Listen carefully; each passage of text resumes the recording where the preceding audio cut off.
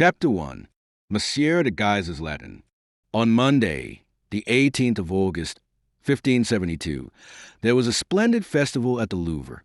The ordinarily gloomy windows of the ancient royal residence were brilliantly lighted, and the squares and streets adjacent, usually so solitary after Saint-Germain-l'Auxerrois had struck the hour of 9, were crowded with people, although it was past midnight. The vast, threatening, eager, turbulent throng resembled, in the darkness, a black and tumbling sea, each billow of which makes a roaring breaker. This sea, flowing through the Rue des Fosses Saint-Germain and the Rue de l'Estrus and covering the quay, surged against the base of the walls of the Louvre and, in its refluent tide, against the Hôtel de Bourbon, which faced it on the other side. In spite of the royal festival, and perhaps even because of the royal festival, there was something threatening in the appearance of the people, for no doubt was felt that this imposing ceremony, which called them their spectators, was only the prelude to another in which they would participate a week later as invited guests and amuse themselves with all their hearts. The court was celebrating the marriage of Madame Marguerite de Valois, daughter of Henry II, and sister of King Charles IX, with Henry de Bourbon, King of Navarre.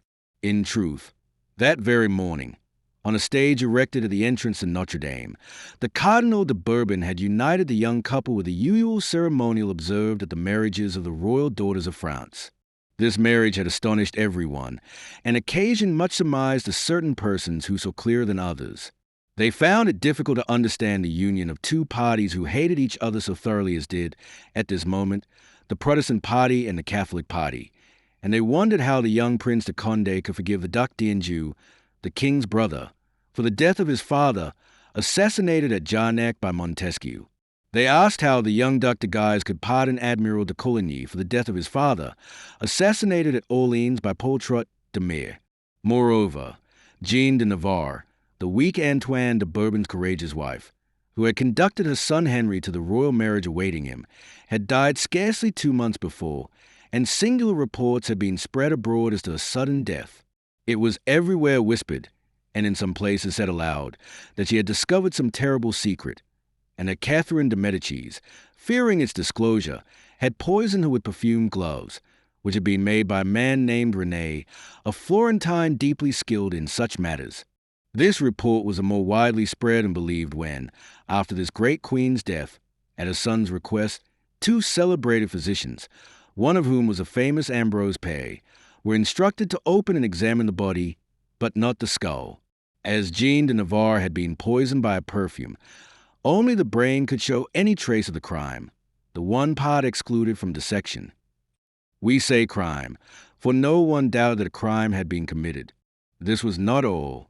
King Charles in particular had, with a persistency almost approaching obstinacy, urged this marriage, which not only re-established peace in his kingdom, but also attracted to Paris the principal Huguenots of France.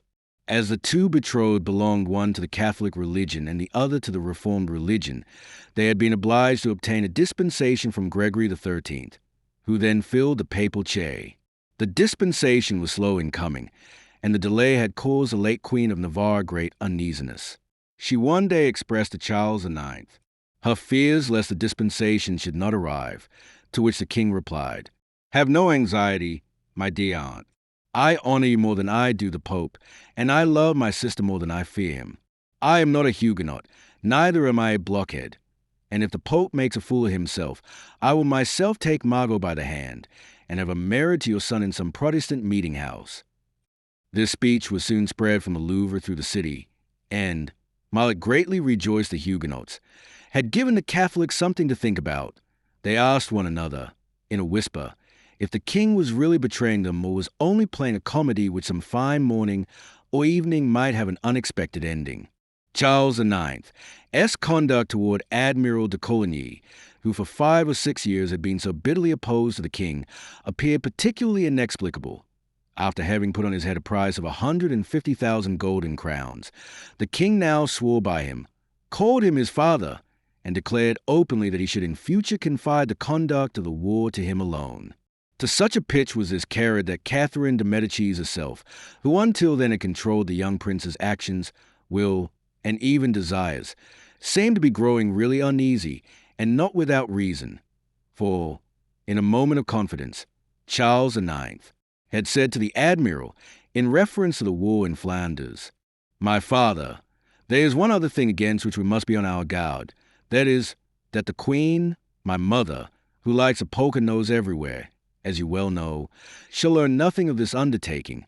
We must keep it so quiet that she will not have a suspicion of it, or being such a mischief-maker as I know she is, she would spoil all." Now, wise and experienced as he was, Coligny had not been able to keep such an absolute secret, and though he had come to Paris with great suspicions, and albeit at his departure from Chatillon a peasant woman had thrown herself at his feet, crying, "I, sir, our good master, do not go to Paris, for if you do, you will die, you and all who are with you."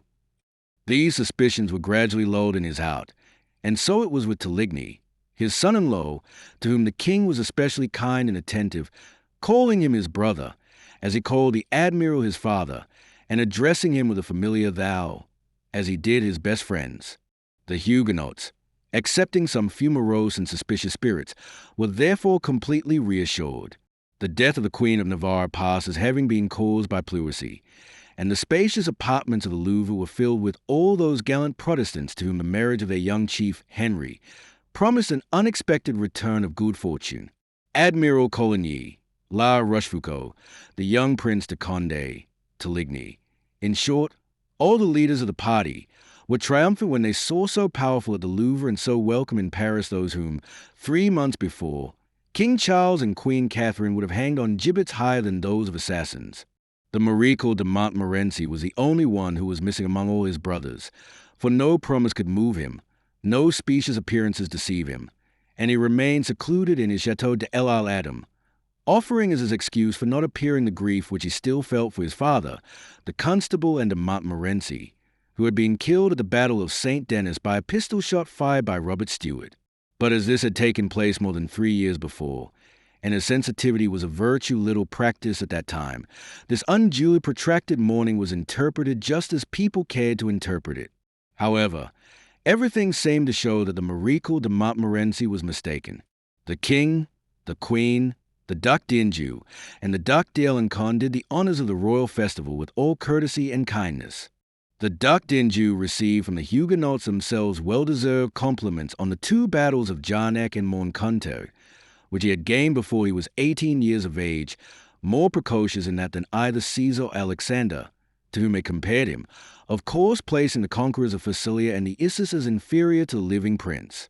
The Duc d'Alencon looked on, with his bland, false smile, while Queen Catherine, radiant with joy and overflowing with honeyed phrases, congratulated Prince Henry de Condé on his recent marriage with Marie de Cleves. Even the Messrs de Guise themselves smiled on the formidable enemies of their house, and the Duc de Man discoursed with N de Tavannes and the Admiral on the impending war, which was now more than ever threatened against Philippe II. In the midst of these groups a young man of about 19 years of age was walking to and fro, his head a little on one side, his ear open to all that was said. He had a keen eye, black hair cut very close, thick eyebrows, a nose hook like an eagle's, a sneering smile, and a growing mustache and beard. This young man, who by his reckless daring had first attracted attention at the Battle of Arny-le-Duc, and was a recipient of numberless compliments, was a dearly beloved pupil of Coligny and the hero of the day. 3 months before, that is to say, when his mother was still living, he was called the Prince de Beaune. Now he was called the King of Navarre. Afterwards he was known as Henry IV. From time to time a swift and gloomy cloud passed over his brow. Unquestionably it was at the thought that scarce had 2 months elapsed since his mother's death, and he, less than anyone, doubted that she had been poisoned.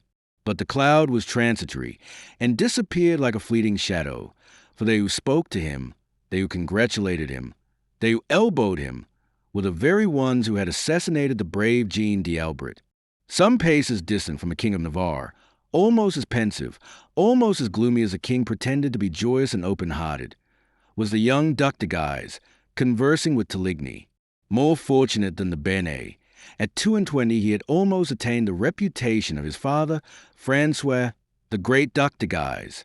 He was an elegant gentleman, very tall, with a noble and haughty look, and gifted with that natural majesty which caused it to be said that in comparison with him other princes seemed to belong to the people.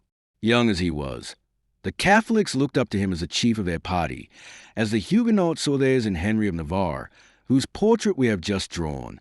At first he had borne the title of Prince de Joinville, and at the siege of Orleans had fought his first battle under his father, who died in his arms, denouncing Admiral Coligny as his assassin.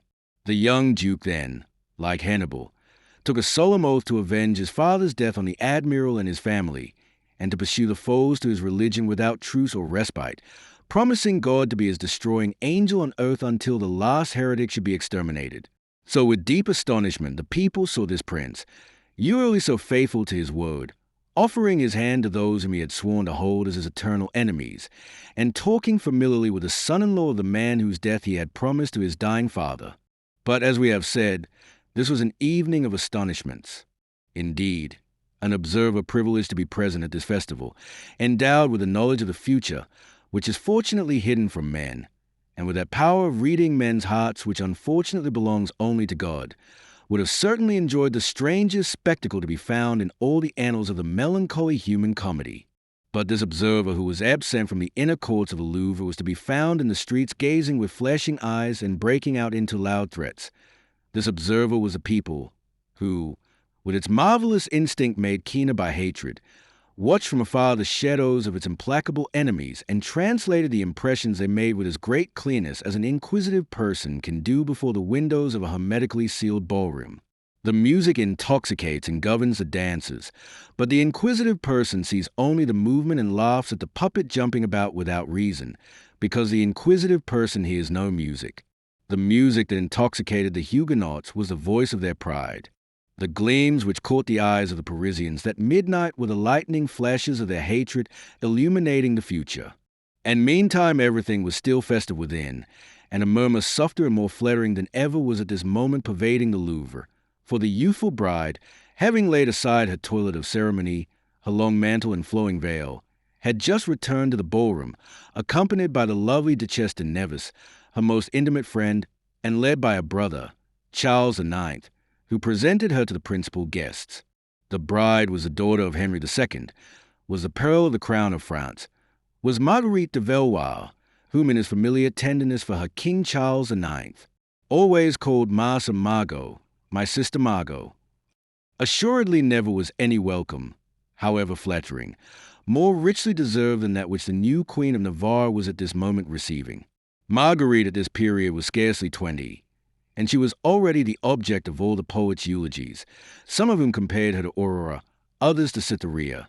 She was, in truth, a beauty without rival in that court in which Catherine de Medici had assembled the loveliest women she could find to make of them as sirens. Marguerite had black hair and a brilliant complexion, a voluptuous eye, veiled by long lashes, delicate coral lips, a slender neck, a graceful, opulent figure, and concealed in a satin slipper a tiny foot.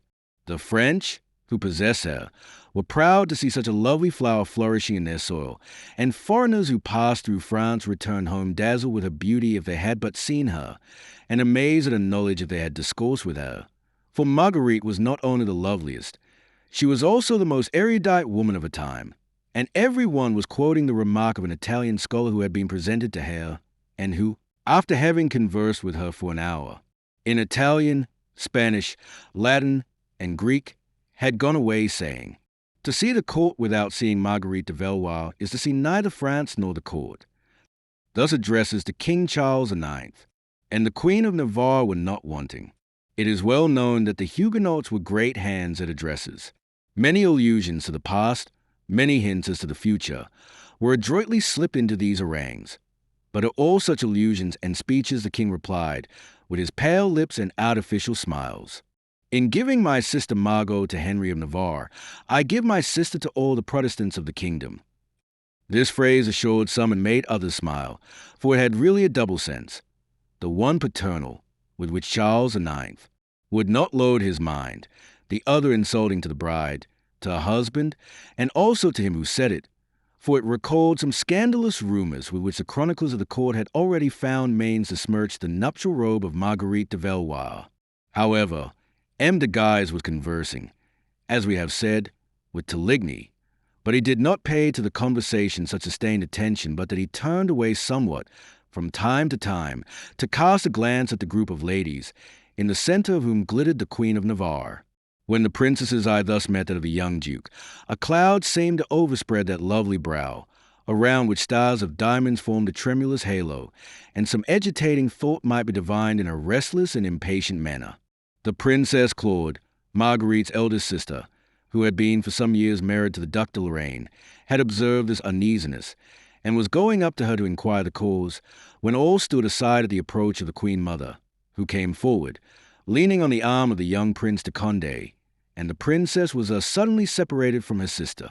There was a general movement, by which the Duc de Guise profited to approach Madame de Nevis, his sister-in-law, and Marguerite. Madame de Lorraine, who had not lost sight of her sister, then remarked, instead of the cloud which he had before observed on her forehead, a burning blush come into her cheeks. The Duke approached still nearer, and when he was within 2 steps of Marguerite, she appeared rather to feel than see his presence, and turned round, making a violent effort over herself in order to give her features an appearance of calmness and indifference. The Duke, then respectfully bowing, murmured in a low tone, "Ipse eculi." That meant, "I have brought it, or brought it myself." Marguerite returned the young Duke's bow, and as she straightened herself, replied, in the same tone, "Noctu pro more." That meant, "Tonight, as usual." These soft words, absorbed by the enormous collar which the princess wore, as in the bell of a speaking trumpet, were heard only by the person to whom they were addressed. But brief as had been the conference, it doubtless composed all the young couple had to say, for after this exchange of 2 words for 3, they separated, Marguerite more thoughtful and the Duke with his brow less clouded than when they met. This little scene took place without the person most interested appearing to remark it. For the King of Navarre had eyes but for one lady, and she had around her a suite almost as numerous as that which followed Marguerite de Valois. This was the beautiful Madame de Sauve. Charlotte de Beaune Semblanque, granddaughter of the unfortunate Semblanque, and wife of Simon de Fizes, Baron de Sauve, was one of the ladies-in-waiting to Catherine de Medicis, and one of the most redoubtable auxiliaries of this queen, who poured forth to her enemies love philters when she deigned not pour out Florentine poison.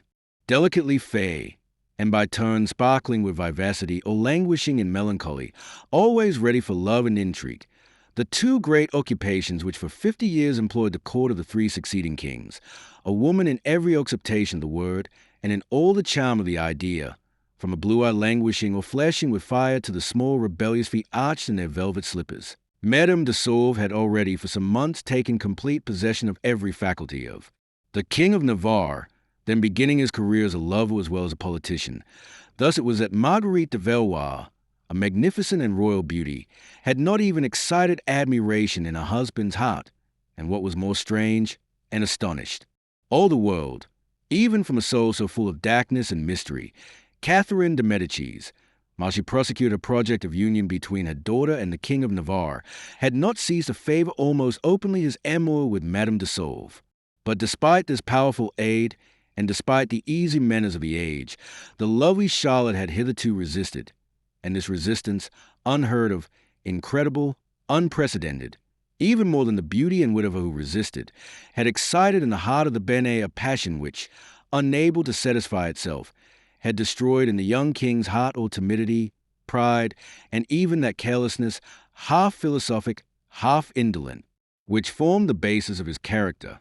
Charlotte de Beaune Semblanque, granddaughter of the unfortunate Semblanque, and wife of Simon de Fizes, Baron de Sauve, was one of the ladies-in-waiting to Catherine de Medicis, and one of the most redoubtable auxiliaries of this queen, who poured forth to her enemies love philters when she deigned not pour out Florentine poison. Madame de Sauve had been only a few minutes in the ballroom. From spite or grief she had at first resolved on not being present at her rival's triumph, and under the pretext of an indisposition had allowed her husband, who had been for 5 years Secretary of State, to go alone to the Louvre. But when Catherine de Medicis saw the Baron without his wife, she asked the cause that kept her dear Charlotte away, and when she found that the indisposition was but slight, she wrote a few words to her, which the lady hastened to obey. Henry, said as he had at first been in her absence, had yet breathed more freely when he saw M. de Sauve alone. But just as he was about to pay some court to the charming creature whom he was condemned, if not to love, at least to treat as his wife, he unexpectedly saw Madame de Sauve arise from the farther end of the gallery. He remained stationary on the spot, his eyes fastened on the Circe who enthralled him as if by magic chains, and instead of proceeding towards his wife, by a movement of hesitation which betrayed more astonishment than alarm, he advanced to meet Madame de Sauve. The courtiers, seeing the King of Navarre, whose inflammable heart they knew, approach the beautiful Charlotte, had not the courage to prevent their meeting, but drew aside complacently, so that at the very moment when Marguerite de Valois and Monsieur de Guise exchanged the few words in Latin which we have noted above, Henry, having approached Madame de Sauve, began, in very intelligible French, although with somewhat of a Gascon accent, a conversation by no means so mysterious. "Ah, ma mère," he said, "you have, then, come at the very moment when they assured me that you were ill, and I had lost all hope of seeing you. Would your Majesty perhaps wish me to believe that it had cost you something to lose this hope?" replied Madame de Sauve. "By heaven, I believe it," replied the Béarnais. "Know you not that you are my sun by day and my star by night? By my faith, I was in deepest darkness till you appeared and suddenly illumined all. Then, Monseigneur, I serve you a very ill turn." "What do you mean, ma mère?" inquired Henry. "I mean that he who is master of the handsomest woman in France should only have one desire, that the light should disappear and give way to darkness, for happiness awaits you in the darkness. You know, cruel one, that my happiness is in the hands of one woman only, and that she laughs at poor Henry." "Oh," replied the Baroness, "I believed, on the contrary, that it was this person who was the sport and jest of the King of Navarre." Henry was alarmed at this hostile attitude, and yet he bethought him that it betrayed jealous spite, and that jealous spite is only the mask of love. "Indeed, dear Charlotte, you reproach me very unjustly, and I do not comprehend how so lovely a mouth can be so cruel. Do you suppose for a moment that it is I who give myself in marriage? No, Ventre Saint Grace, it is not I." "It is I, perhaps," said the Baroness, sharply. If ever the voice of the woman who loves us and reproaches us for not loving her can seem sharp. "With your lovely eyes have you not seen father? Baroness? No, no. Henry of Navarre is not marrying Marguerite de Valois." "And who, pray, is—" "Why, by heaven, it is a reformed religion marrying the Pope, that's all." "No, no, I cannot be deceived by your jests. Monseigneur loves Madame Marguerite, and can I blame you? Heaven forbid. She is beautiful enough to be adored." Henry reflected for a moment, and, as he reflected, a meaning smile curled the corner of his lips. "Baroness," said he, "you seem to be seeking a quarrel with me, but you have no right to do so. What have you done to prevent me from marrying Madame Marguerite? Nothing. On the contrary, you have always driven me to despair." "And well for me that I have, Monseigneur," replied Madame de Sauve. "How so?" "Why, of course, because you are marrying another woman." "I marry her because you love me not." "If I had loved you, sire, I must have died in an hour." "In an hour? What do you mean? And of what death would you have died?" "Of jealousy, for in an hour the Queen of Navarre will send away her women, and your Majesty your gentlemen." "Is that really the thought that is uppermost in your mind, ma mère?" "I did not say so. I only say that if I loved you it would be uppermost in my mind most tormentingly." "Very well," said Henry, at the height of joy on hearing this confession, the first which he had made to him. "Suppose the King of Navarre should not send away his gentlemen this evening?" "Sire," replied Madame de Sauve, looking at the king with astonishment for once unfeigned, "you say things impossible and incredible. What must I do to make you believe them? Give me a proof, and that proof you cannot give me." "Yes, Baroness, yes, by Saint Henry, I will give it you," exclaimed the king, gazing at the young woman with eyes hot with love. "Oh, your Majesty," exclaimed the lovely Charlotte in an undertone and with downcast eyes, "I do not understand. No, no, it is impossible for you to turn your back on the happiness awaiting you. There are 4 Henrys in this room, my adorable, replied the king. Henry de France, Henry de Condé, Henry de Guise, but there is only one Henry of Navarre. Well, well, if this Henry of Navarre is with you all night, yes, will it be a certain proof to you that he is not with any other? Ah, if you do that, sire, cried Madame Sauve, on the honor of a gentleman I will do it. Madame de Sauve raised her great eyes dewy with voluptuous promises and looked at the king, whose heart was filled with an intoxicating joy. And then, said Henry, what will you say? I will say, replied Charlotte, that your majesty really loves me. Venter Saint Grace, then you shall say it, Baroness, for it is true. But how can you manage it? Murmured Madame de Sauve. Oh, by heaven, Baroness, have you not about you some waiting woman, some girl whom you can trust? Yes, Dario is so devoted to me that she would let herself be cut in pieces for me. She is a real treasure. By heaven, then say to her that I will make a fortune when I am king of France, as the astrologers prophesy. Charlotte smiled, for even at this period the Gascon reputation of the Benet was already established with respect to his promises. Well, then, what do you want Dario to do? Little for her, a great deal for me. Your apartment is over mine. Yes. Let her wait behind the door. I will knock gently 3 times. She will open the door, and you will have the proof that I have promised you. Madame de Sauve kept silence for several seconds, and then, as if she had looked around her to observe if she were overheard, she fastened her gaze for a moment on the group clustering around the Queen Mother. Brief as the moment was, it was sufficient for Catherine and a lady-in-waiting to exchange a look. Oh, if I were inclined, said Madame de Sauve, with a siren's accent that would have melted the wax in Ulysses' ears, if I were inclined to make your majesty tell a falsehood. Yeah, try. Ah, my voix, I confess I am tempted to do so. Give in. Women are never so strong as after they are defeated. Sire, I hold you to your promise for Dario when you shall be king of France. Henry uttered an exclamation of joy.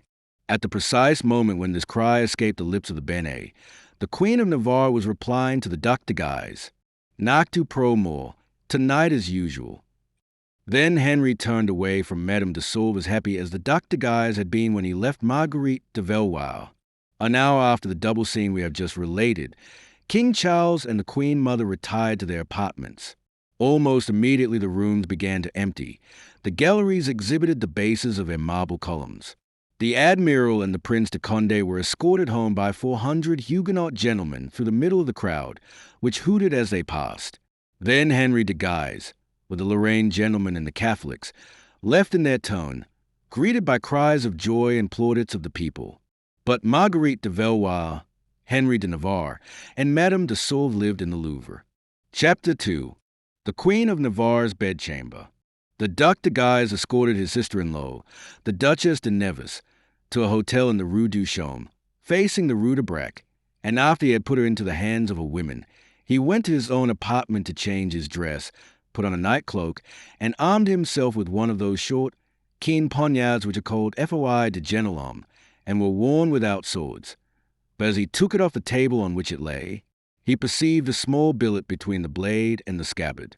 He opened it and read as follows: I hope M. de Guise will not return to the Louvre tonight, or if he does, that he will at least take a precaution to arm himself with a good coat of mail and approved sword. How? Said the Duke, addressing his valet. This is a singular warning, Maître Robin. Now be kind enough to tell me who has been here during my absence. Only one person, Monseigneur. Who?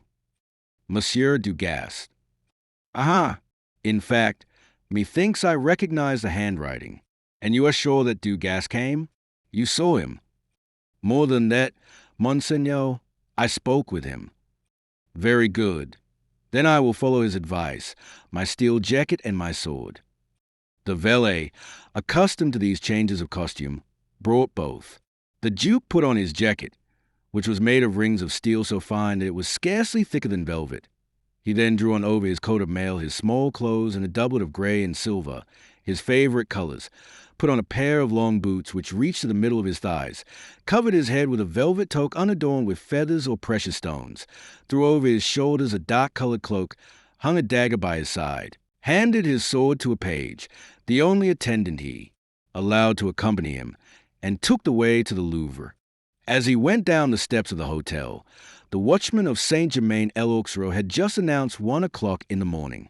Though the night was far gone and the streets at this time were very far from safe, no accident befell the adventurous prince on the way, and safe and sound he approached the colossal mass of the ancient Louvre, all the lights of which had been extinguished one after the other, so that it rose portentous in its silence and darkness.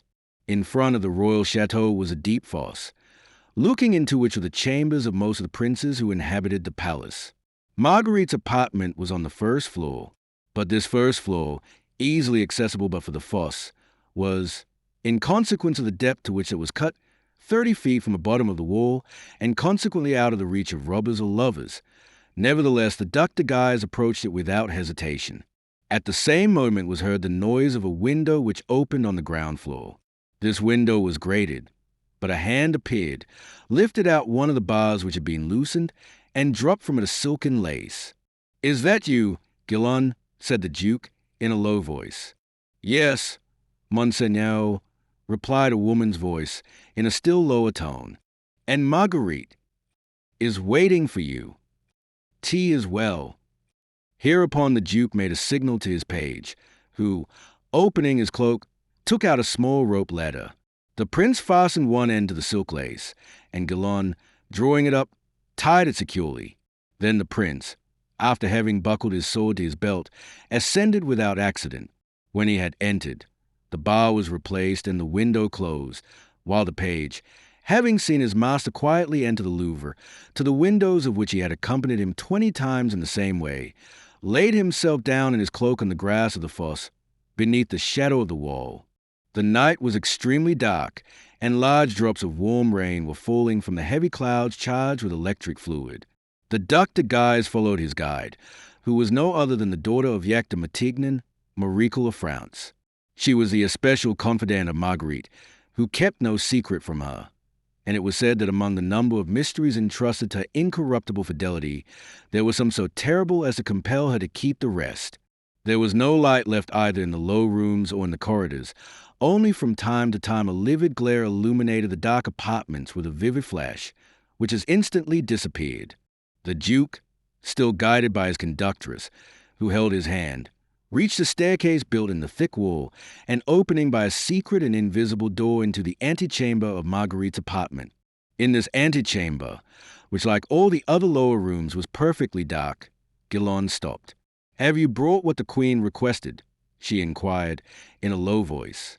"Yes," replied the Duc de Guise, "but I will give it only to Her Majesty in person." "Come, then, and do not lose an instant," said a voice from the darkness, which made the Duke start, for he recognized it as Marguerite's. At the same moment a curtain of violet velvet covered with golden fleur-de-lis was raised, and the Duke made out the form of the Queen, who in her impatience had come to meet him. "I am here, madam," he then said, and he passed the curtain which fell behind him. So Marguerite de Valois herself now became the prince's guide, leading him into the room which, however, he knew already, while Guillaume, standing at the door, had raised a finger to her lips and reassured her royal mistress. As if she understood the Duke's jealous apprehensions, Marguerite led him to the bedchamber, and there paused. "Well," she said, "are you satisfied, Duke?" "Satisfied, madam," was the reply. "And with what?"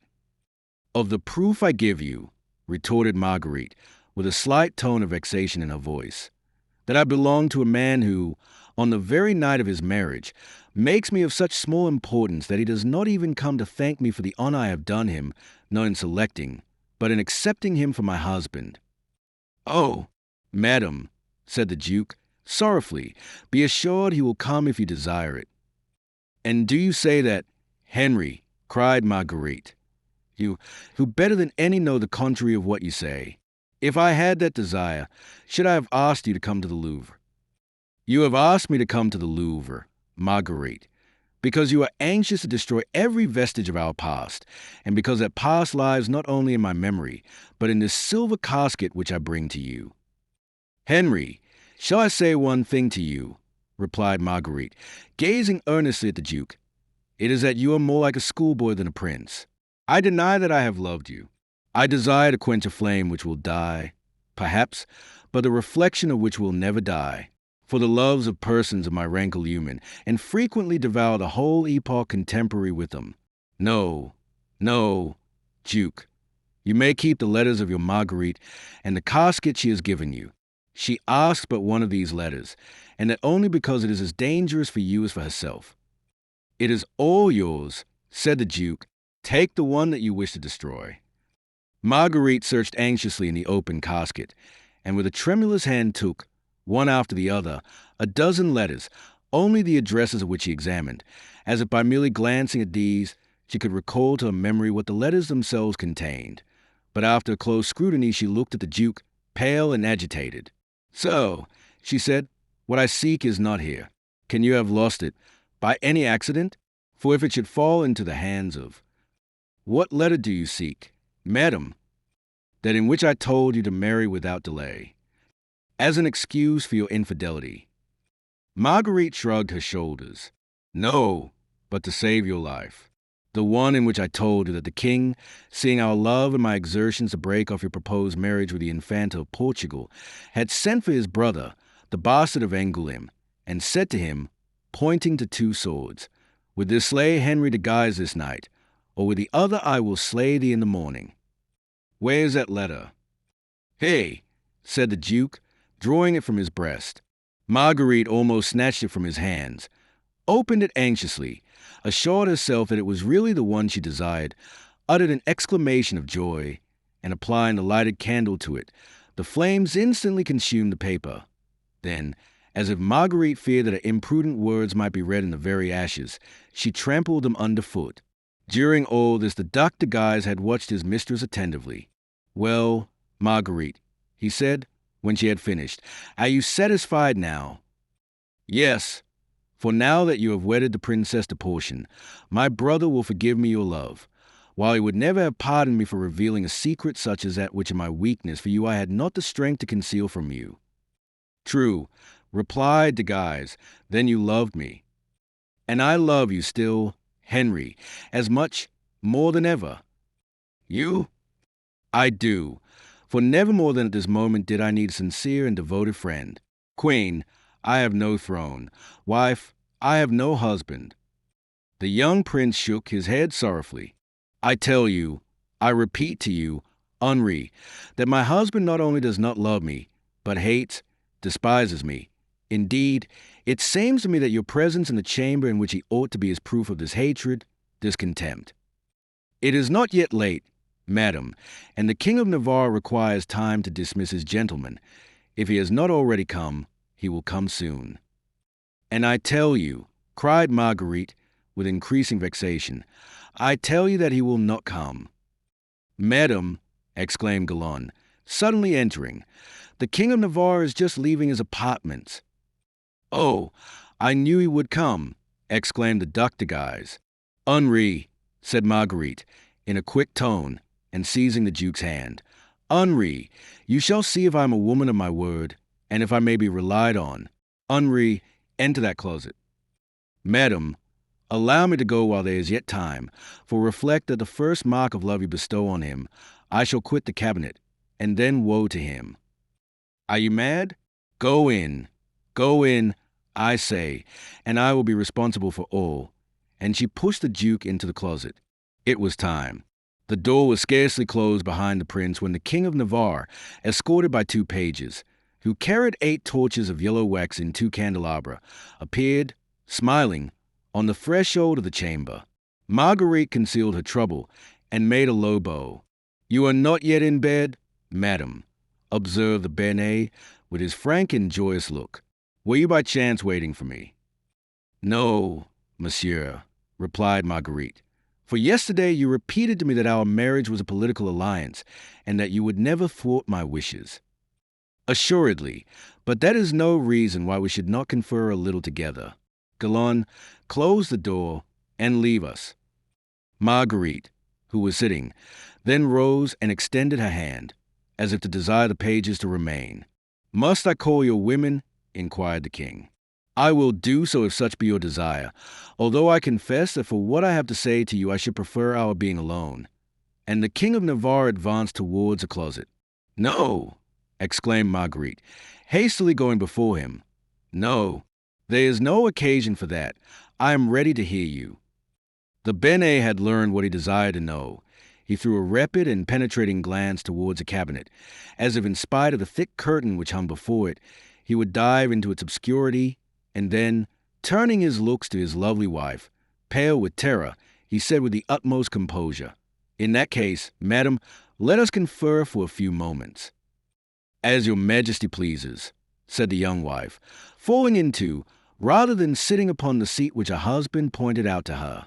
The Benet placed himself beside her. "Madam," he continued, "whatever many persons may have said, I think our marriage is a good marriage.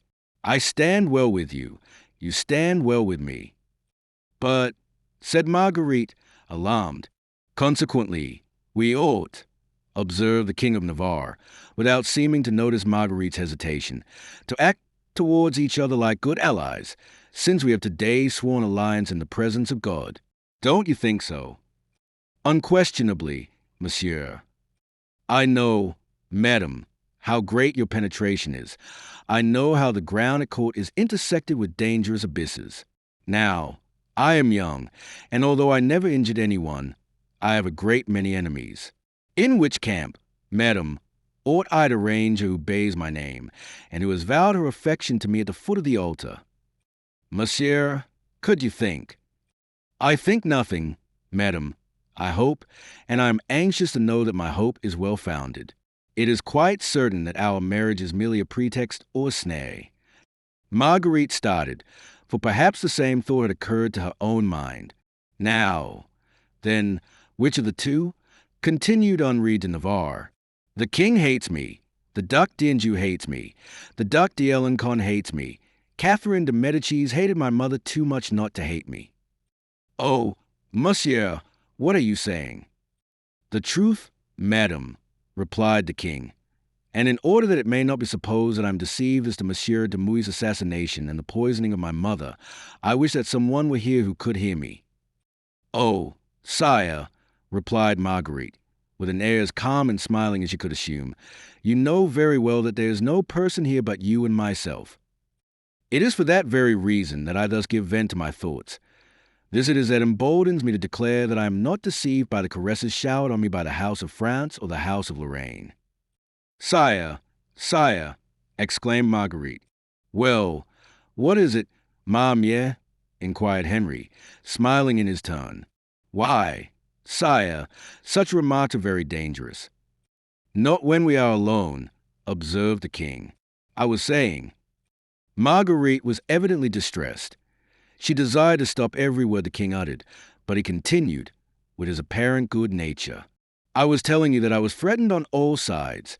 Threatened by the king, threatened by the Duc d'Alencon, threatened by the Duc d'Anjou, threatened by the Queen Mother, threatened by the Duc de Guise, by the Duc de Mayenne, by the Cardinal de Lorraine, threatened, in fact, by everyone. One feels that instinctively, as you know, madam, well, against all these threats, which must soon become attacks, I can defend myself by your aid, for you are beloved by all the persons who detest me." "I," said Marguerite. "Yes, you," replied Henry, with the utmost ease of manner. "Yes, you are beloved by King Charles. You are beloved," he laid strong emphasis on the word, "by the Duc d'Alencon. You are beloved by Queen Catherine, and you are beloved by the Duc de Guise." "Sire," murmured Marguerite. "Yes, and what is there astonishing in the fact that everyone loves you? All I have mentioned are your brothers or relatives. To love one's brothers and relatives is to live according to God's heart." "But what, then," asked Marguerite, greatly overcome, "what do you mean?"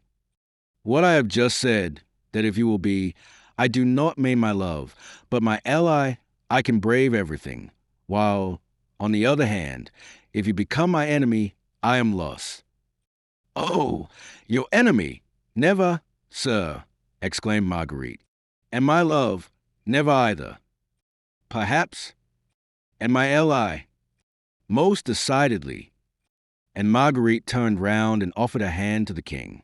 Henry took it, kissed it gallantly, and retaining it in his own, more from a desire of investigation than from any sentiment of tenderness, said, "Very well, I believe you, madam, and accept the alliance. They married us without our knowing each other, without our loving each other. They married us without consulting us whom they united. We therefore owe nothing to each other as man and wife. You see that I even go beyond your wishes and confirm this evening what I said to you yesterday, but we ally ourselves freely and without any compulsion.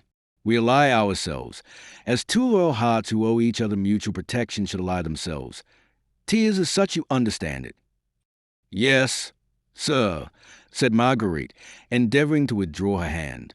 "Well, then," continued the Benet, with his eyes fastened on the door of the cabinet, "as the first proof of a frank alliance is the most perfect confidence, I will now relate to you, madam, in all its details, the plan I have formed in order that we may victoriously meet and overcome all these enmities." "Sire," said Marguerite, in spite of herself turning her eyes toward the closet, whilst the Benet, seeing his trick succeed, laughed in his sleeve. "This is what I mean to do," he continued, without appearing to remark his young wife's nervousness. "I intend—" "Sire," said Marguerite, rising hastily, and seizing the king's arm, "allow me a little breath. My emotion, the heat, overpowers me." And, in truth, Marguerite was as pale and trembling as if she was about to fall on the carpet. Henry went straight to a window some distance off, and opened it. This window looked out on the river. Marguerite followed him. "Silence, sire, silence, for your own sake," she murmured. "What, madam," said the Benet, with his peculiar smile, "did you not tell me we were alone?" "Yes, sire, but did you not hear me say that by the aid of a tube introduced into the ceiling or the wall everything could be heard?" "Well, madam, well," said the Benet, earnestly and in a low voice, "it is true you do not love me, but you are, at least, honorable." "What do you mean, sire?" "I mean that if you were capable of betraying me, you would have allowed me to go on, as I was betraying myself. You stopped me. I now know that someone is concealed here, that you are an unfaithful wife, but a faithful ally, and just now, I confess, I have more need of fidelity in politics than in love." "Sire," replied Marguerite, confused. "Good, good. We will talk of this hereafter," said Henry, "when we know each other better." Then, raising his voice, "Well," he continued, "do you breathe more freely now, madam?" "Yes, sire, yes." "Well, then," said the Benet, "I will no longer intrude on you. I owed you my respects and some advances toward better acquaintance. Deign, then, to accept them as they are offered with all my heart. Good night and happy slumbers." Marguerite raised her eyes, shining with gratitude, and offered her husband her hand. "It is agreed," she said. "Political alliance, frank and loyal?" asked Henry. "Frank and loyal," was the reply, and the Benet went toward the door, followed by Marguerite's look as if she were fascinated. Then, when the curtain had fallen between them and the bedchamber, "Thanks, Marguerite," he said in a quick, low tone. "Thanks. You are a true daughter of France. I leave you quite tranquil. Lacking your love, your friendship will not fail me. I rely on you, as you, on your side, may rely on me. Adieu, madam." And Henry kissed his wife's hand, and pressed it gently. Then with a quick step he returned to his own apartment, saying to himself, in a low voice, in the corridor, "Who the devil is with her?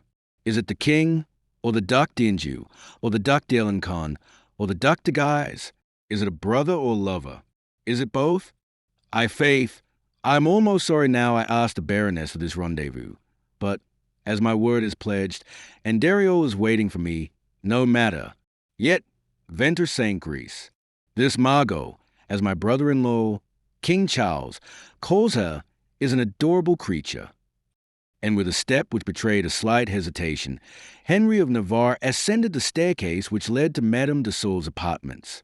Marguerite had followed him with her eyes until he disappeared. Then she returned to her chamber and found the Duke at the door of the cabinet. The sight of him almost touched her with remorse.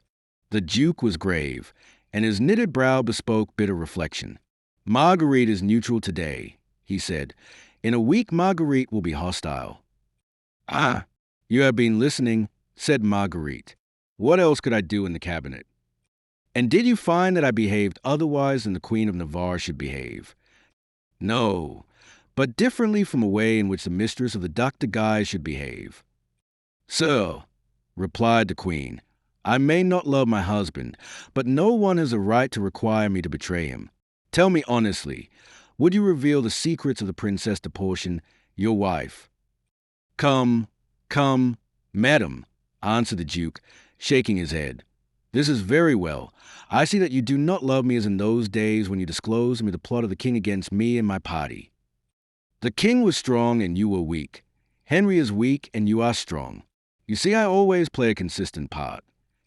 Only you pass from one camp to another. That was a right I acquired, sir, in saving your life. Good, madam, and as when lovers separate, they return all the gifts that have passed between them. I will save your life, in my turn, if ever the need arises, and we shall be quits. And the Duke bowed and left the room, nor did Marguerite attempt to retain him. In the antechamber he found Galon, who guided him to the window on the ground floor, and in the fosse he found his page, with whom he returned to the Hotel de Guise. Marguerite, in a dreamy mood, went to the opened window. What a marriage night, she murmured to herself. The husband flees from me, the lover forsakes me. At that moment, coming from the Tour de Bois and going up toward the Moulin de la Monnaie, on the other side of the fosse passed a student, his hand on his hip, and singing. Marguerite listened with a melancholy smile. Then when the student's voice was lost in the distance, she shut the window and called Galon to help her to prepare for bed. Chapter 3. The Poet King. The next day and those that followed were devoted to festivals, balls, and tournaments. The same amalgamation continued to take place between the two parties. The caresses and compliments lavished were enough to turn the heads of the most bigoted Huguenots. Père Cotton was to be seen dining and carousing with the Baron de Cotonma. The Duc de Guise went boating on the Seine with the Prince de Condé. King Charles seemed to have laid aside his usual melancholy, and could not get enough of the society of his new brother-in-law, Henry. Moreover, the Queen Mother was so gay, and so occupied with embroidery, ornaments, and plumes, that she could not sleep. The Huguenots, to some degree contaminated by this new Capua, began to assume silken pourpoints, wear devices, and parade before certain balconies, as if they were Catholics. On every side there was such a reaction in favor of the Protestants that it seemed as if the whole court was about to become Protestant. Even the admiral, in spite of his experience, was deceived and was so carried away that one evening he forgot for 2 whole hours to chew on his toothpick, which he always used from 2 o'clock, at which time he finished his dinner, until 8 o'clock at night, when he sat down to supper. The evening on which the admiral thus unaccountably deviated from his usual habit, King Charles IX had invited Henry of Navarre and the Duc de Guise to sup with him.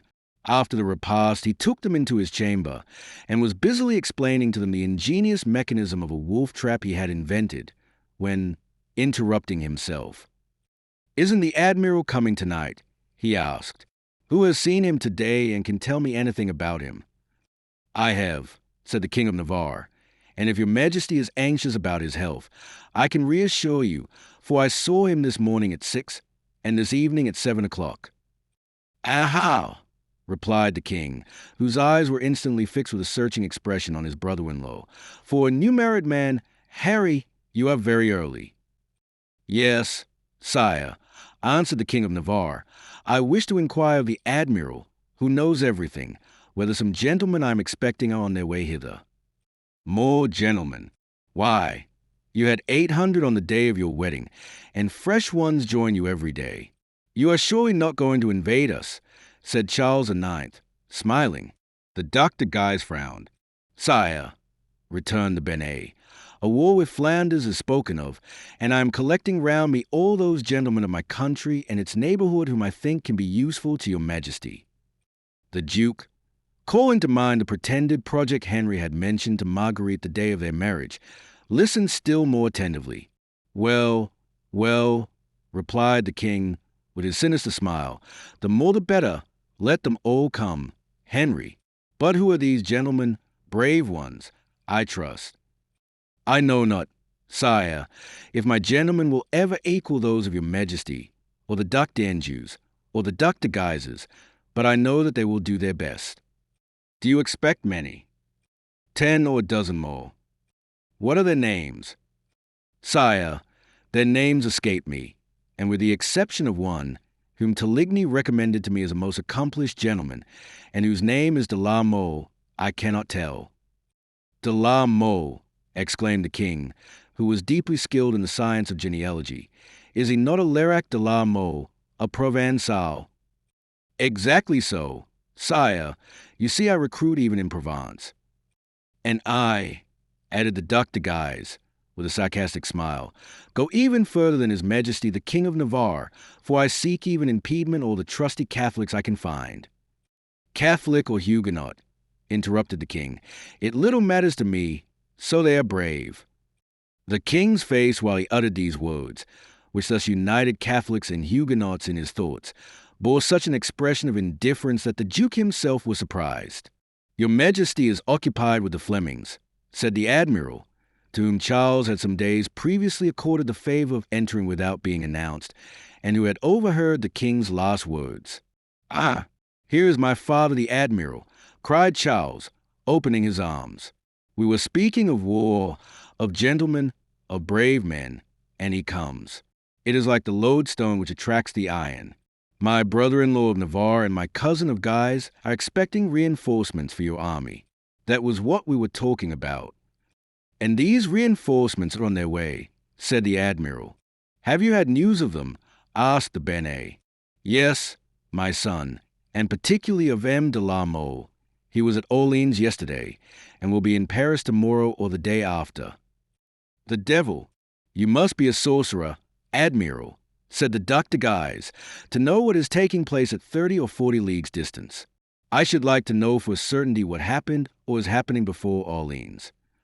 Coligny remained unmoved at this savage onslaught, which evidently alluded to the death of François de Guise, the Duke's father, killed before Orleans by Poltrot de Mai, and not without a suspicion that the admiral had advised the crime.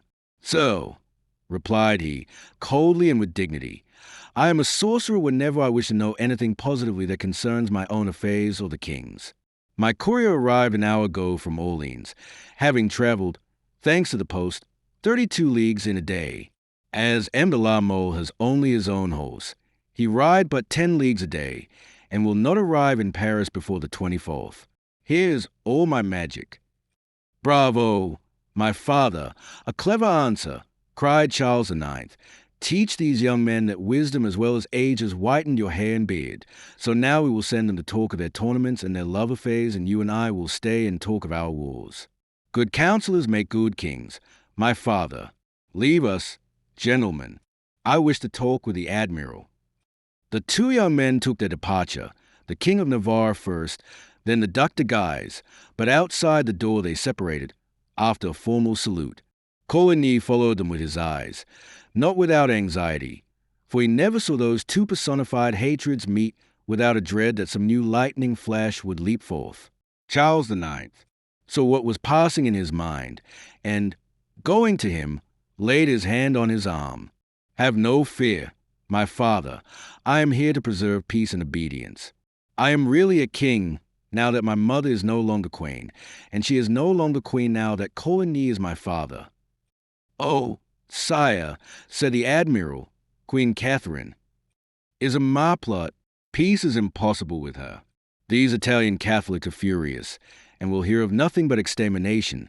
Now, for my part, I not only wish to pacify, but I wish to put power into the hands of those that profess the reformed religion. The others are too dissolute, and scandalize me by their love affairs and their quarrels. Shall I speak frankly to you? Continued Charles, redoubling in energy. I mistrust every one about me except my new friends. I suspect Tavannes' ambition. Vieilleville cares only for good wine, and would betray his king for a cask of Malvoisie. Montmorency thinks only of the chase, and spends all his time among his dogs and falcons. The Comte de Retz is a Spaniard. The de Guises are Lorraines. I think there are no true Frenchmen in France, except myself, my brother-in-law of Navarre, and you, but I am chained to the throne and cannot command armies. It is as much as I can do to hunt at my ease at Saint-Germain or Rumbier. My brother-in-law of Navarre is too young and too inexperienced. Besides, he seems to me exactly like his father Antoine, ruined by women. There is but you, my father, who can be cold, at the same time, as brave as Caesar and as wise as Plato, so that I scarcely know what to do. Keep you near me as my adviser, or send you to the army as its general. If you act as my counselor, who will command? If you command, who will be my counselor? Sire, said Coligny, we must conquer first, and then take counsel after the victory. That is your advice. So be it. Monday you shall leave for Flanders, and I for Amboise. Your Majesty leaves Paris. Then, yes, I am weary of this confusion and of these fates. I am not a man of action. I am a dreamer. I was not born to be a king. I was born to be a poet. You shall form a council which will govern while you are at war, and provided my mother is not in it, all will go well.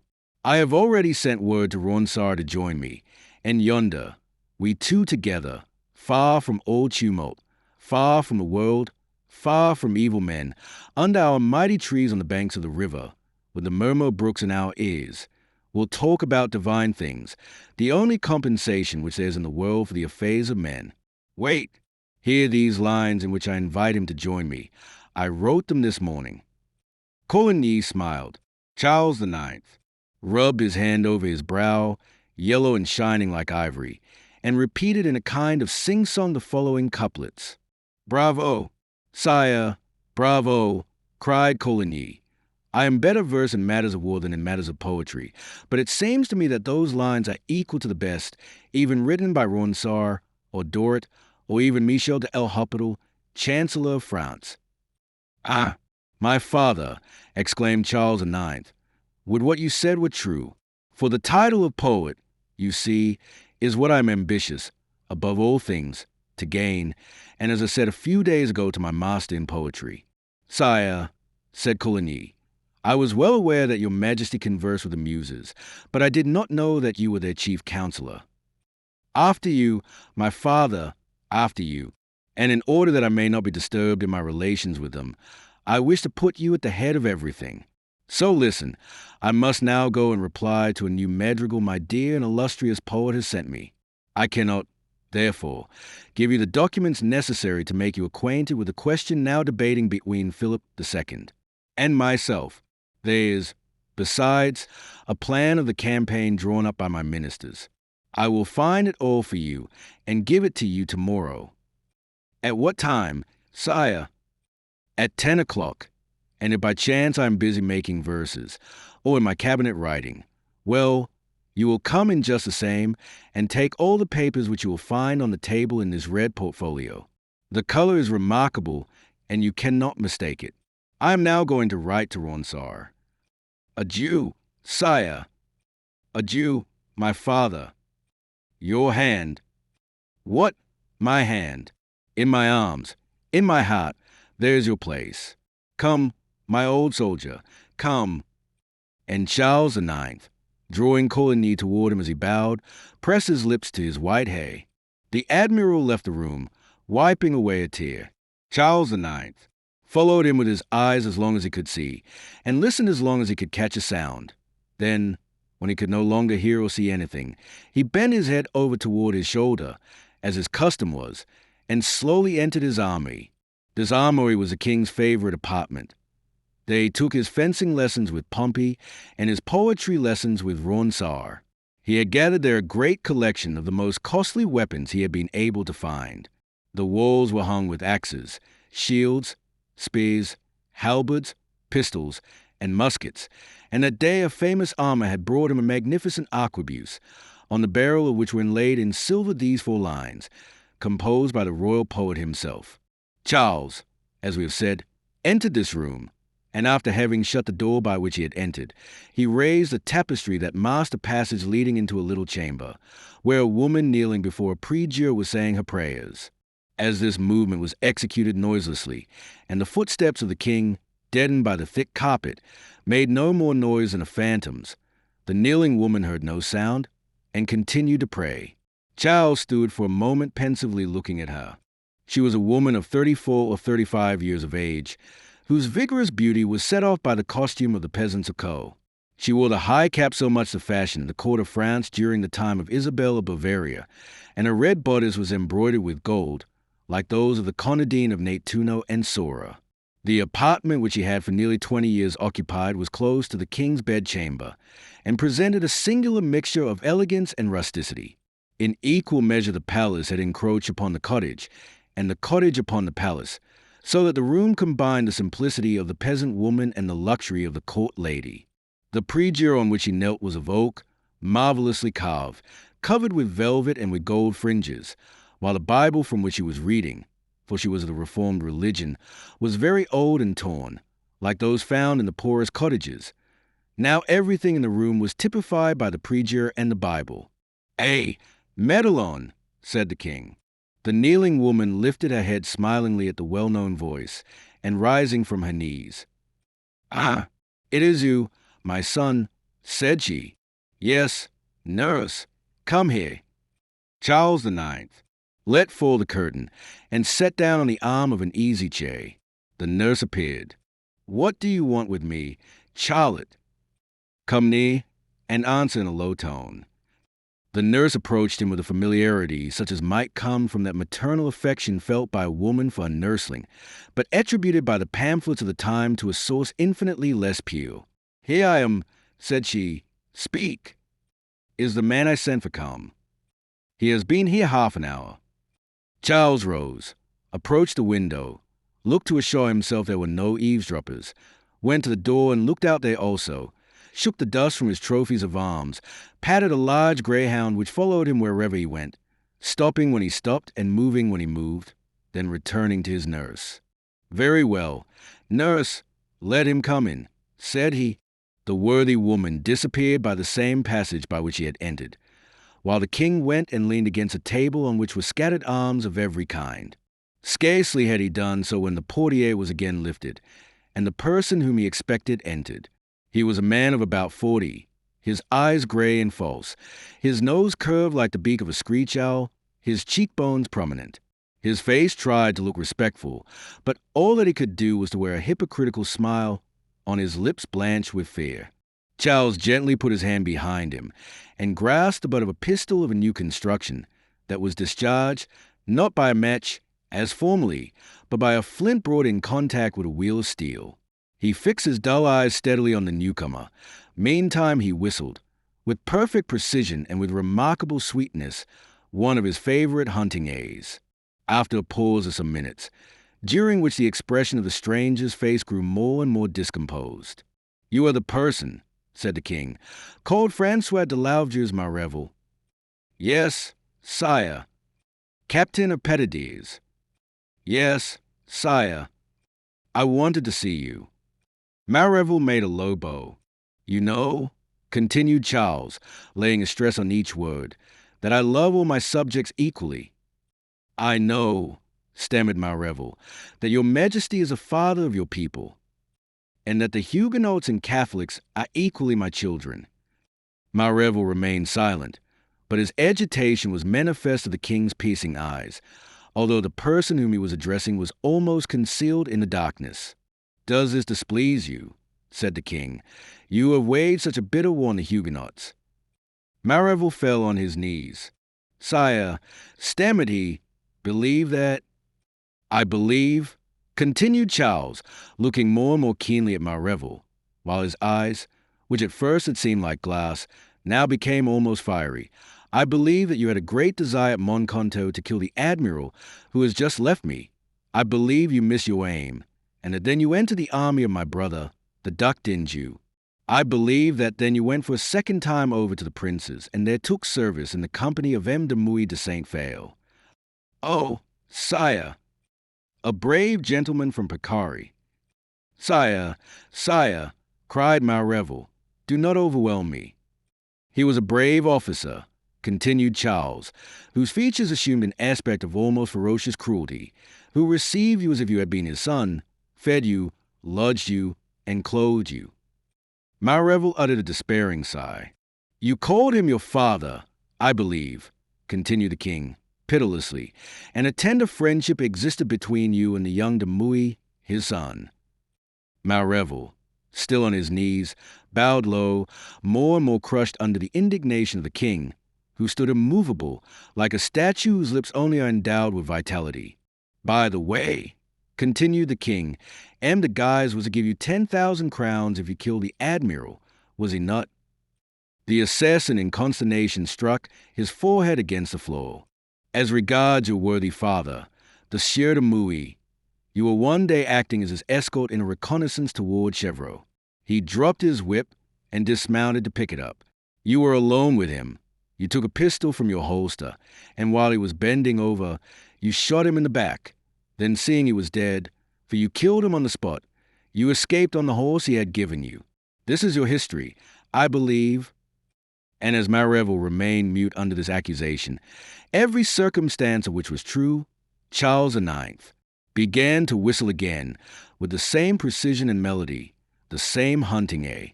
Now, then, murderer, said he after a little, do you know I have a great mind to have you hanged?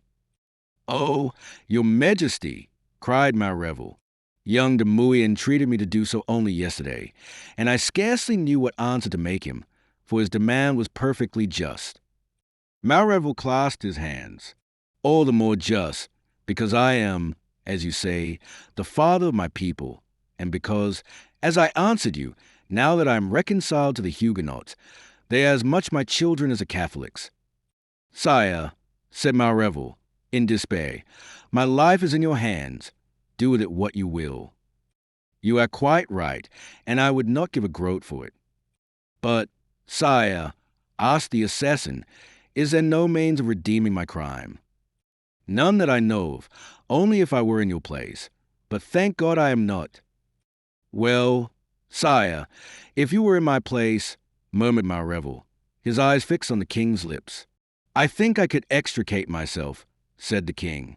Marrevel raised himself on one knee and one hand, fixing his eyes upon Charles to make certain that he was not jesting. I am very fond of young de Mouy, said the king, but I am equally fond of my cousin de Guise, and if my cousin asked me to spare a man that the other wanted me to hang, I confess I should be embarrassed, but for policy as well as religion's sake I should comply with my cousin de Guise's request. For de Mouy, brave captain though he be, is but a petty personage compared with the Prince of Lorraine. During these words, Marrevel slowly rose, like a man whose life is saved. In your critical situation, it would be a very important thing to gain my cousin de Guise's favor. So I am going to tell you what he said to me last night. Marrevel drew nearer. Imagine, sire, said he to me, that every morning, at 10 o'clock, my deadliest enemy passes down the Rue Saint-Germain-l'Auxerrois on his return from the Louvre. I see him from a barred window in the room of my old preceptor, the Canon Père Piles, and I pray the devil to open the earth and swallow him in its abysses. Now, Maître Marrevel, continued the king, perhaps if you were the devil, or if for an instant you should take his place, that would perhaps please my cousin de Guise. Morville's infernal smile came back to his lips, though they were still bloodless with terror, and he stammered out these words.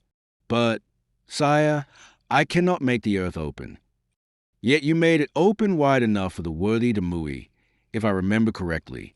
After this you will tell me how with the pistol. Have you not that pistol still? Forgive me, sire, I am a still better marksman with an arquebuse and a pistol, replied Marrevel, now quite reassured. Pistol or arquebuse makes no difference, said the king. I am sure my cousin de Guise will not cavil over the choice of methods. But, said Marrevel, I must have a weapon I can rely on, as, perhaps, I shall have to fire from a long distance.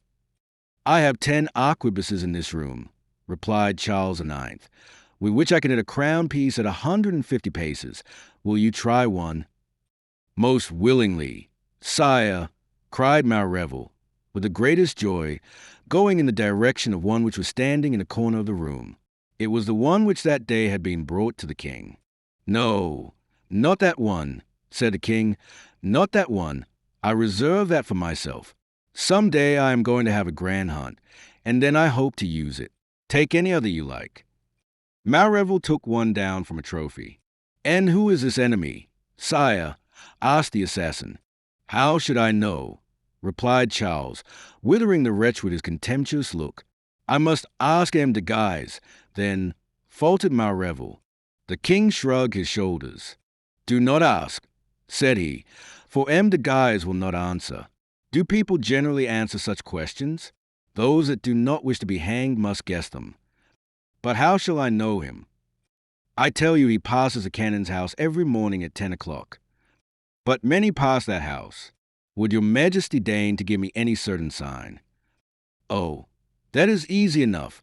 Tomorrow, for example, he will carry a red morocco portfolio under his arm.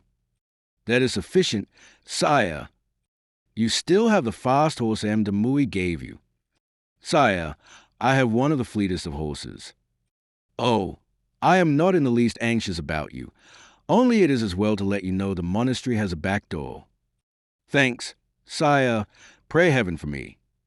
Oh, 1,000 devils. Pray to Satan rather, for only by his aid can you escape a halter. Adieu, sire. Adieu.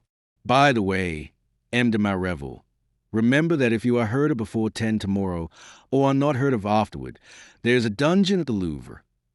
And Charles IX calmly began to whistle, with more than usual precision, his favorite air. Chapter 4. The evening of the 24th of August, 1572. Our readers have not forgotten that in the previous chapter we mentioned a gentleman named de la Mole whom Henry of Navarre was anxiously expecting.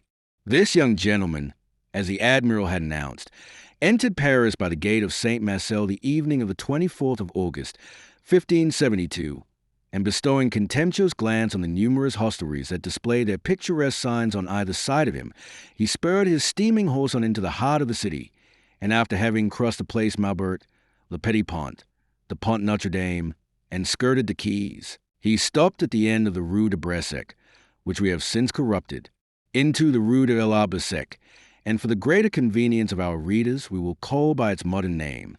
The name pleased him, no doubt, for he entered the street, and finding on his left a large sheet iron plate swinging, creaking on its hinges, with an accompaniment of little bells, he stopped and read these words, La Belle Etoile, written on a scroll beneath the sign, which was a most attractive one for a famished traveler, as it represented a fowl roasting in the midst of a black sky, while a man in a red cloak held out his hands and his purse toward this newfangled consolation.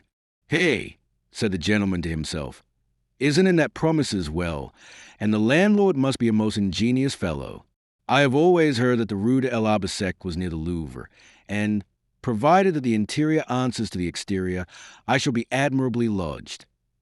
While the newcomer was thus indulging in this monologue, another horseman who had entered the street at the other end, that is to say, by the Rue Saint-Honor, stopped also to admire the sign of La Belle Etoile. The gentleman whom we already know, at least by name, rode a white steed of Spanish lineage and wore a black doublet ornamented with jet. His cloak was of dark violet velvet. His boots were of black leather, and he had a sword and poniard with hilts of chased steel. Now, if we pass from his costume to his features, we shall conclude that he was 24 or 25 years of age. His complexion was dark. His eyes were blue. He had a delicate mustache and brilliant teeth which seemed to light up his whole face when his exquisitely modeled lips parted in a sweet and melancholy smile. The contrast between him and the second traveler was very striking. Beneath his cocked had escaped a profusion of frizzled hay, red rather than brown, Beneath this mop of hair sparkled a pair of grey eyes which at the slightest opposition grew so fierce that they seemed black, a fair complexion, thin lips, a tawny mustache, and admirable teeth completed the description of his face. Taken all in all, with his white skin, lofty stature, and broad shoulders, he was indeed a beau cavalier in the ordinary acceptation of the term, and during the last hour which he had employed in staring up at all the windows, under the pretext of looking for signs, he had attracted the general attention of women, while the men, though they may have felt inclined to laugh at his scanty cloak, his tight-fitting small clothes, and his old-fashioned boots, checked their rising mirth with a most cordial Deus gaud, after they had more tenderly studied his face, which every moment assumed a dozen different expressions, but never that good-natured one characteristic of a bewildered provincial. He it was who first addressed the other gentleman who, as I have said, was gazing at the hostelry of La Belle Étoile. "By heaven, monsieur," said he, with that horrible mountain accent which would instantly distinguish a native of Piedmont among 100 strangers, "we are close to the Louvre, are we not? At all events, I think your choice is the same as mine, and I am highly flattered by it."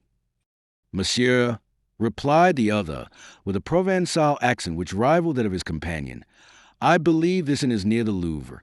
However, I am still deliberating whether or not I shall have the honor of sharing your opinion. I am in a quandary."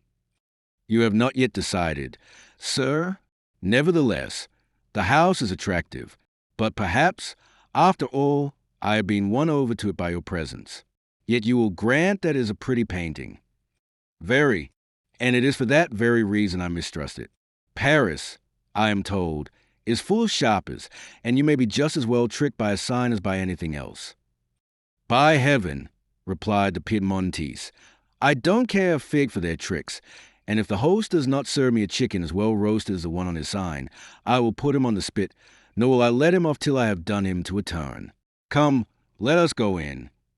"You have decided me," said the Provençal, laughing. "Precede me, I beg." "Oh, so, on my soul I could not think of it, for I am only your most obedient servant, the Comte Hannibal de Coconnas." "And I, monsieur, but the Comte Joseph Hyacinth Boniface de Lerac de la Mole, equally at your service." "Since that is the case, let us go in together, arm in arm." The result of this conciliatory proposition was that the two young men got off their horses, threw the bridles to the ostler, linked arms, adjusted their swords, and approached the door of the inn, where the landlord was standing. But contrary to the custom of men of his profession, the worthy proprietor seemed not to notice them. So busy was he talking with a tall, sallow man, wrapped in a drab-colored cloak like an owl buried in his feathers. The two gentlemen were so near the landlord and his friend in the drab-colored cloak that Coconnas, indignant that he and his companion should be treated with such lack of consideration, touched the landlord's sleeve. He appeared suddenly to perceive them, and dismissed his friend with an au revoir. "Come soon and let me know the hour appointed." "Well, Monsieur le Drôle," said Coconnas, "do not you see we have business with you?" "I beg pardon, gentlemen," said the host, "I did not see you." "Eh, by heaven, then you ought to have seen us, and now that you do see us, say, Monsieur le Comte, and not merely Monsieur, if you please." La Mole stood by, leaving Coconnas, who seemed to have undertaken the affair, to speak, but by the scowling on his face it was evident that he was ready to come to his assistance when the moment of action should present itself. "Well, what is your pleasure, Monsieur le Comte?" asked the landlord, in a quiet tone. "Aye, that's better, is it not?" said Coconnas, turning to La Mole, who nodded affirmatively. "Monsieur le Comte and myself, attracted by the sign of your establishment, wish to sup and sleep here tonight." "Gentlemen," said the host, "I am very sorry, but I have only one chamber, and I am afraid that would not suit you." "So much the better," said La Mole. "We will go and lodge somewhere else." "By no means," said Coconnas. "I shall stay here. My horse is tired. I will have the room, since you will not." "Ah, that is quite different," replied the host, with the same cool tone of impertinence. "If there is only one of you I cannot lodge you at all, then." "By heaven," cried Coconnas, Here's a witty animal. Just now you could not lodge us because we were two, and now you have not room for one. You will not lodge us at all.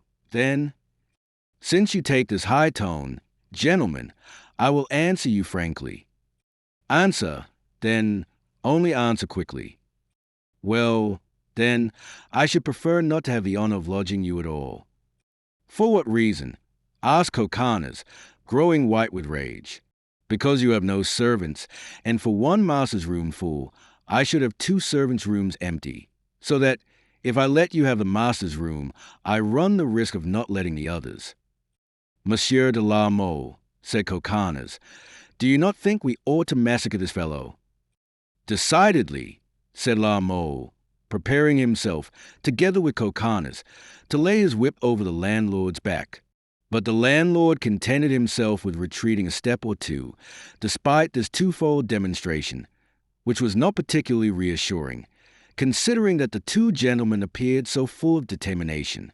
It is easy to see, said he, in a tone of raillery, that these gentlemen are just from the provinces. At Paris it is no longer the fashion to massacre innkeepers who refuse to let them rooms. Only great men are massacred nowadays and not the common people. And if you make any disturbance, I will call my neighbors, and you shall be beaten yourselves, and that would be an indignity for 2 such gentlemen. Why, he is laughing at us, cried Coconnas, in a rage. Grégoire, my arquebuse, said the host, with the same voice with which he would have said, give these gentlemen a chay. Trip del Papa, cried Coconnas, drawing his sword, warm up, Monsieur de la Mole. No, no, for while we warm up, our supper will get cold.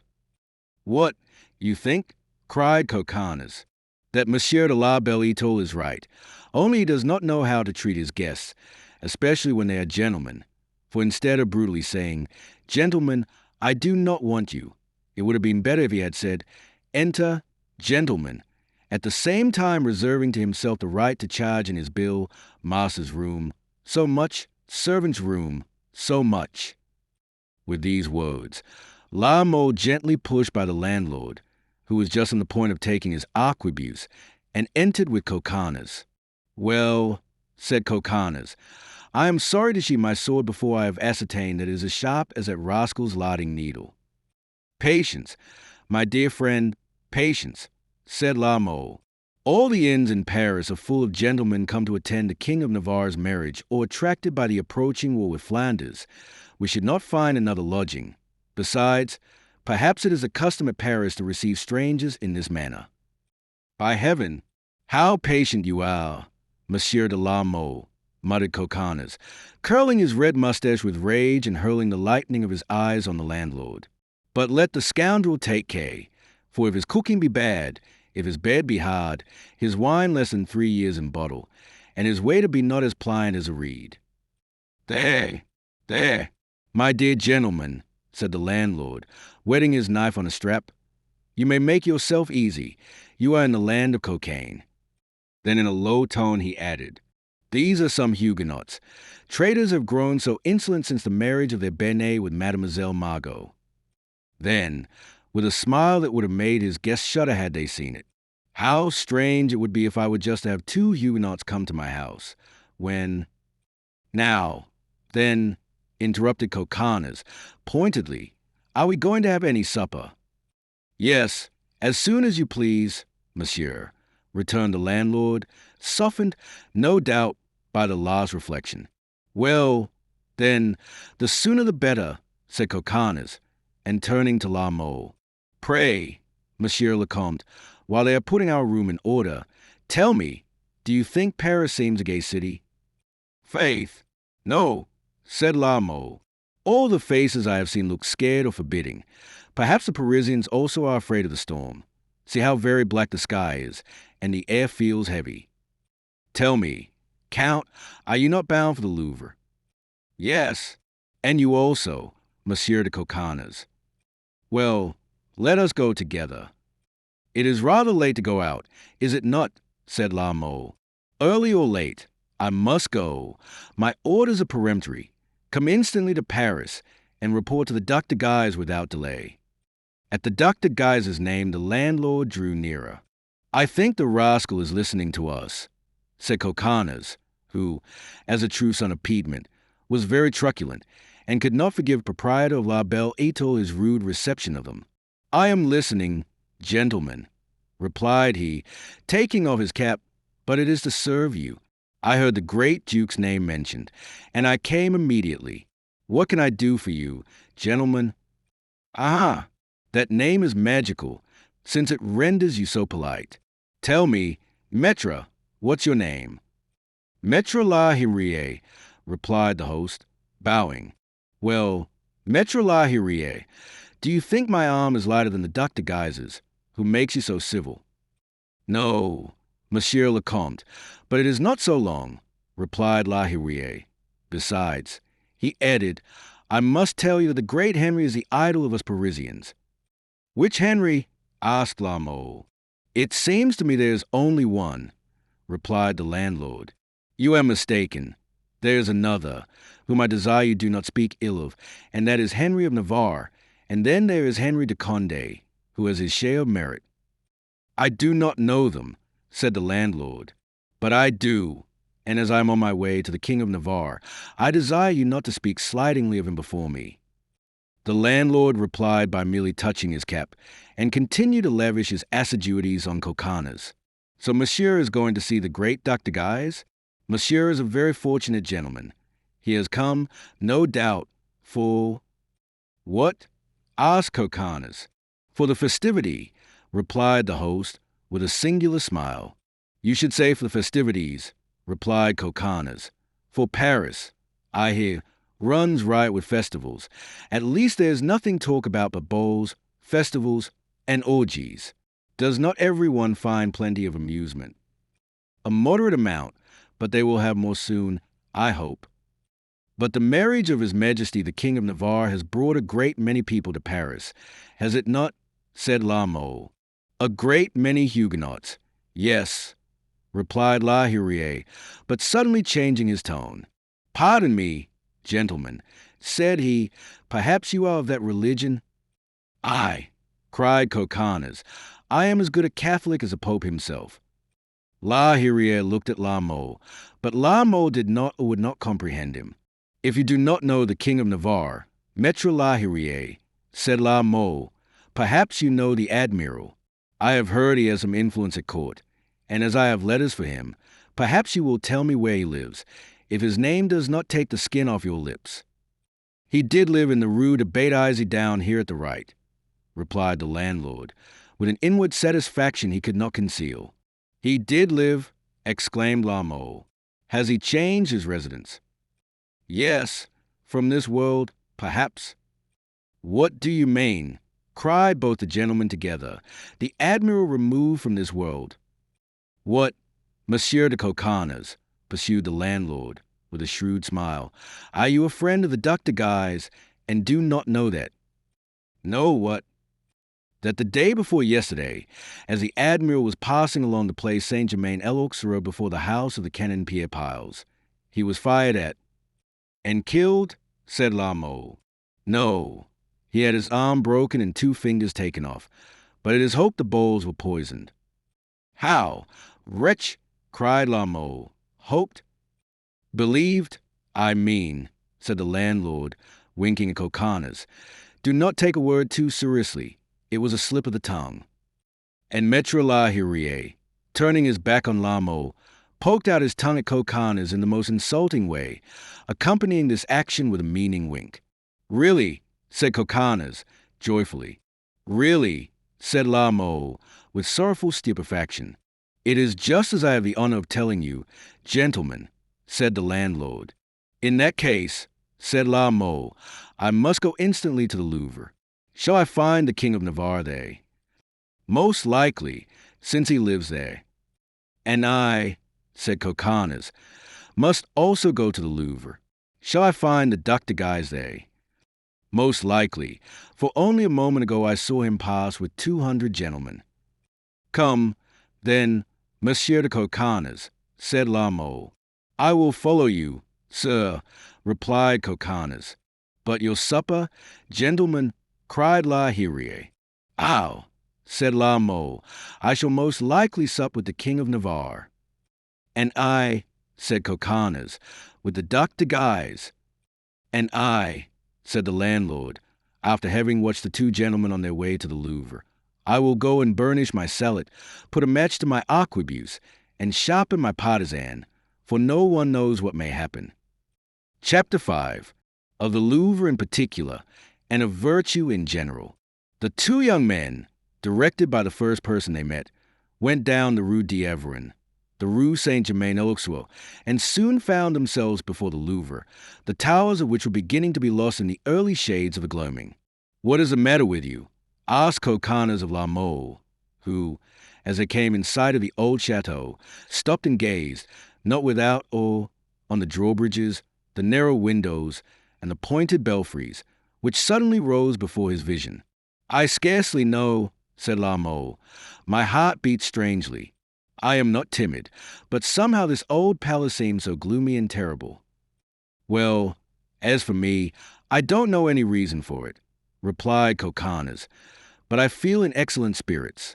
My dress is somewhat disordered, he went on to say, glancing at his traveling costume. But never mind, it looks as if I had been riding. Besides, my instructions commanded promptness, and I shall be welcome because I shall have obeyed punctually. The two young men continued their way, each under the influence of the feelings he had expressed. There was a strong guard at the Louvre, and the sentinels were doubled. Our two cavaliers were somewhat embarrassed, therefore, but Coconnas, who had noticed that the Duc de Guise's name acted like a talisman on the Parisians, approached the sentinel, and making use of the all-powerful name, asked if by means of it he might not be allowed to enter. The name seemed to produce its ordinary effect upon the soldier. Nevertheless, he asked Coconnas if he had the countersign. Coconnas was forced to confess he had not. Stand back, then, said the soldier. At this moment a person who was talking with the officer of the guard and who had overheard Coconnas ask leave to enter, broke off his conversation and came to him. Vet do you want with Monsieur de Guise? Asked he. I wish to see him, said Coconnas, smiling. Impossible. The Duke is a mighty the king. But I have a letter for him. Ah, you have a letter for him? Yes, and I have come a long distance. Ah, you have come a long distance. I have come from Piedmont. Vel, that ISS and not a thing. And vet ISS your name? The Comte Annibal de Coconnas. Good. Give me the letter, Monsieur Annibal. Give it to me. On my word, said La Mole to himself, a very civil man. I hope I may find one like him to conduct me to the King of Navarre. But give me the letter, said the German gentleman, holding out his hand toward Coconnas, who hesitated. By heaven, replied the Piedmontese, distrustful like a half-Italian, I scarcely know whether I ought, as I have not the honor of knowing you. I am Pesme. I'm aide to Monsieur le Duc de Guise. Pesme, murmured Coconnas. I am not acquainted with that name. It is Monsieur de Besme, my dear sir, said the sentinel. His pronunciation misled you. That is all. You may safely give him your letter. I'll answer for it. Ah, Monsieur de Besme, cried Coconnas. Of course I know you. With the greatest pleasure. Here is the letter. Pardon my hesitation, but fidelity requires one to be careful. Gut. De ISS no need of any excuse, said Besme.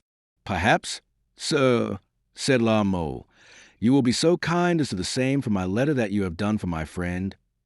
And vet ISS your name, Monsieur. The Comte Lerac de La Mole. Count Lerac de La Mole. Yes. I don't know the name. It is not strange that I have not the honor of being known to you, sir, for like the Comte de Coconnas, I am only just arrived in Paris. Where do you go from? From Provence. Villetta? Yes. For Monsieur de Guise. No, for His Majesty the King of Navarre. I do not belong to the King of Navarre, said de Besme coldly, and therefore I can not take your letter.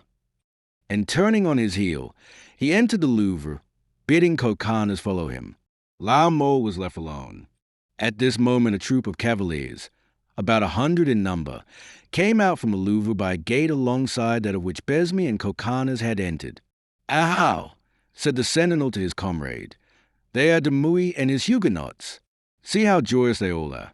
The king has probably promised them to put to death the assassin of the admiral, and as it was he who murdered Dumas' father, the son will kill two birds with one stone." "Excuse me, my good fellow," interrupted La Mole. "Did you not say that officer is M. Dumas?" "Yes, sir, and that those with him are heretics. I said so." "Thank you," said La Mole, affecting not to notice the scornful word propellet, employed by the sentinel. "That was all I wished to know," and advancing to the chief of the cavaliers. "Sir," said he, "I am told you are M. Dumas." "Yes, sir," returned the officer courteously. "Your name, well known among those of our faith, emboldens me to address you, sir, to ask a special favor." "What may that be, sir? But first, whom have I the honor of addressing?" "The Comte Lerac de la Mole." The young men bowed to each other. "What can I do for you, sir?" asked Dumas. "Sir, I am just arrived from Aix, and bring a letter from M. d'Aurillac, governor of Provence.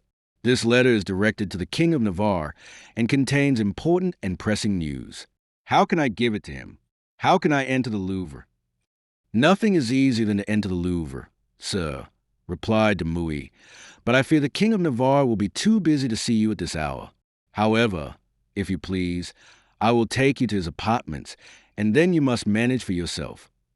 "1,000 thanks." "Come, then," said Dumas. Dumas dismounted, threw the reins to his lackey, stepped toward the wicket, passed the sentinel, conducted La Mole into the chateau, and, opening the door leading to the king's apartments, "Enter, and inquire for yourself, sir," said he, and saluting La Mole, he retired. La Mole, left alone, looked round. The anteroom was vacant. One of the inner doors was open. He advanced a few paces and found himself in a passage. He knocked and spoke, but no one answered. The profoundest silence reigned in this part of the Louvre. "What was told me about the stern etiquette of this place?" said he to himself. "One may come and go in this palace as if it were a public place." Then he called again, but without obtaining any better result than before. "Well, let us walk straight on," thought he. "I must meet someone," and he proceeded down the corridor, which grew darker and darker. Suddenly the door opposite that by which he had entered opened, and 2 pages appeared, lighting a lady of noble bearing and exquisite beauty. The glare of the torches fell full on La Mole, who stood motionless.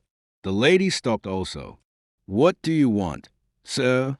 said she, in a voice which fell upon his ears like exquisite music. "Oh, madam," said La Mole, casting down his eyes. "Pardon me. I have just parted from M. Dumas, who was so good as to conduct me here, and I wish to see the King of Navarre." "His Majesty is not here, sir. He is with his brother-in-law. But, in his absence, could you not say to the Queen?" "Oh, yes, madam," returned La Mole, "if I could obtain audience of her." "You have it already, sir." "What?" cried La Mole. "I am the Queen of Navarre." La Mole made such a hasty movement of surprise and alarm that it caused the Queen to smile. "Speak, sir," said Marguerite, "but speak quickly, for the Queen Mother is waiting for me." "Oh, madam, if the Queen Mother is waiting for you," said La Mole, "suffer me to leave you, for just now it would be impossible for me to speak to you. I am incapable of collecting my ideas. The sight of you has dazzled me. I no longer think. I can only admire." Marguerite advanced graciously toward the handsome young man, who, without knowing it, was acting like a finished courtier. "Recover yourself, sir," said she. "I will wait, and they will wait for me." "Pardon me, madam," said La Mole, "if I did not salute your Majesty at first with all the respect which you have a right to expect from one of your humblest servants, but—" "You took me for one of my ladies," said Marguerite. "No, madam, but for the shade of the beautiful Diane de Poitiers, who is said to haunt the Louvre. Come, sir, said Marguerite. I see you will make your fortune at court. You said you had a letter for the king. It was not needed, but no matter. Where is it? I will give it to him. Only make haste, I beg of you. In a twinkling, La Mole threw open his doublet and drew from his breast a letter enveloped in silk. Marguerite took the letter and glanced at the writing. Are you not Monsieur de la Mole? Asked she. Yes, madam. Oh, mon Dieu. Can I hope my name is known to your majesty? I have heard the king, my husband, and the Duc d'Alencon, my brother, speak of you. I know they expect you. And in her corsage, glittering with embroidery and diamonds, she slipped the letter which had just come from the young man's doublet, and was still warm from the vital heat of his body. La Mole eagerly watched Marguerite's every movement. Now, sir, said she, descend to the gallery below, and wait until someone comes to you from the King of Navarre or the Duc d'Alencon. One of my pages will show you the way. And Marguerite, as she said these words, went on her way. La Mole drew himself up close to the wall. But the passage was so narrow and the Queen of Navarre's fardingale was so voluminous that a silken gown brushed against the young man's clothes, while a penetrating perfume hovered where she passed. La Mole trembled all over and, feeling that he was in danger of falling, he tried to find a support against the wall. Marguerite disappeared like a vision. Are you coming, sir? Asked the page who was to conduct La Mole to the lower gallery. Oh, yes, yes, cried La Mole, joyfully, for as the page led him the same way by which Marguerite had gone, he hoped that by making haste he might see her again. And in truth, as he reached the top of the staircase, he perceived her below, and whether she heard his step or looked round by chance, Marguerite raised her head, and La Mole saw her a second time. Oh, said he, as he followed the page, she is not a mortal, she is a goddess, and as Virgilius Maro says, et vir incessu patuit die. Well, asked the page. Here I am, replied La Mole. Excuse me, here I am. The page, preceding La Mole, descended a story lower, opened one door, then another, and stopping. You are to wait here, said he. La Mole entered the gallery, the door of which closed after him. The gallery was vacant except for one gentleman, who was sauntering up and down, and seemed also waiting for someone.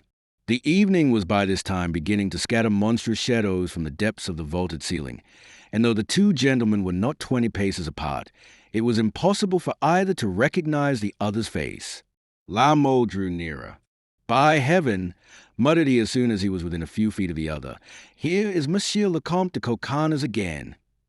At the sound of footsteps Coconnas had already turned, and was staring at La Mole with no less astonishment than the other showed.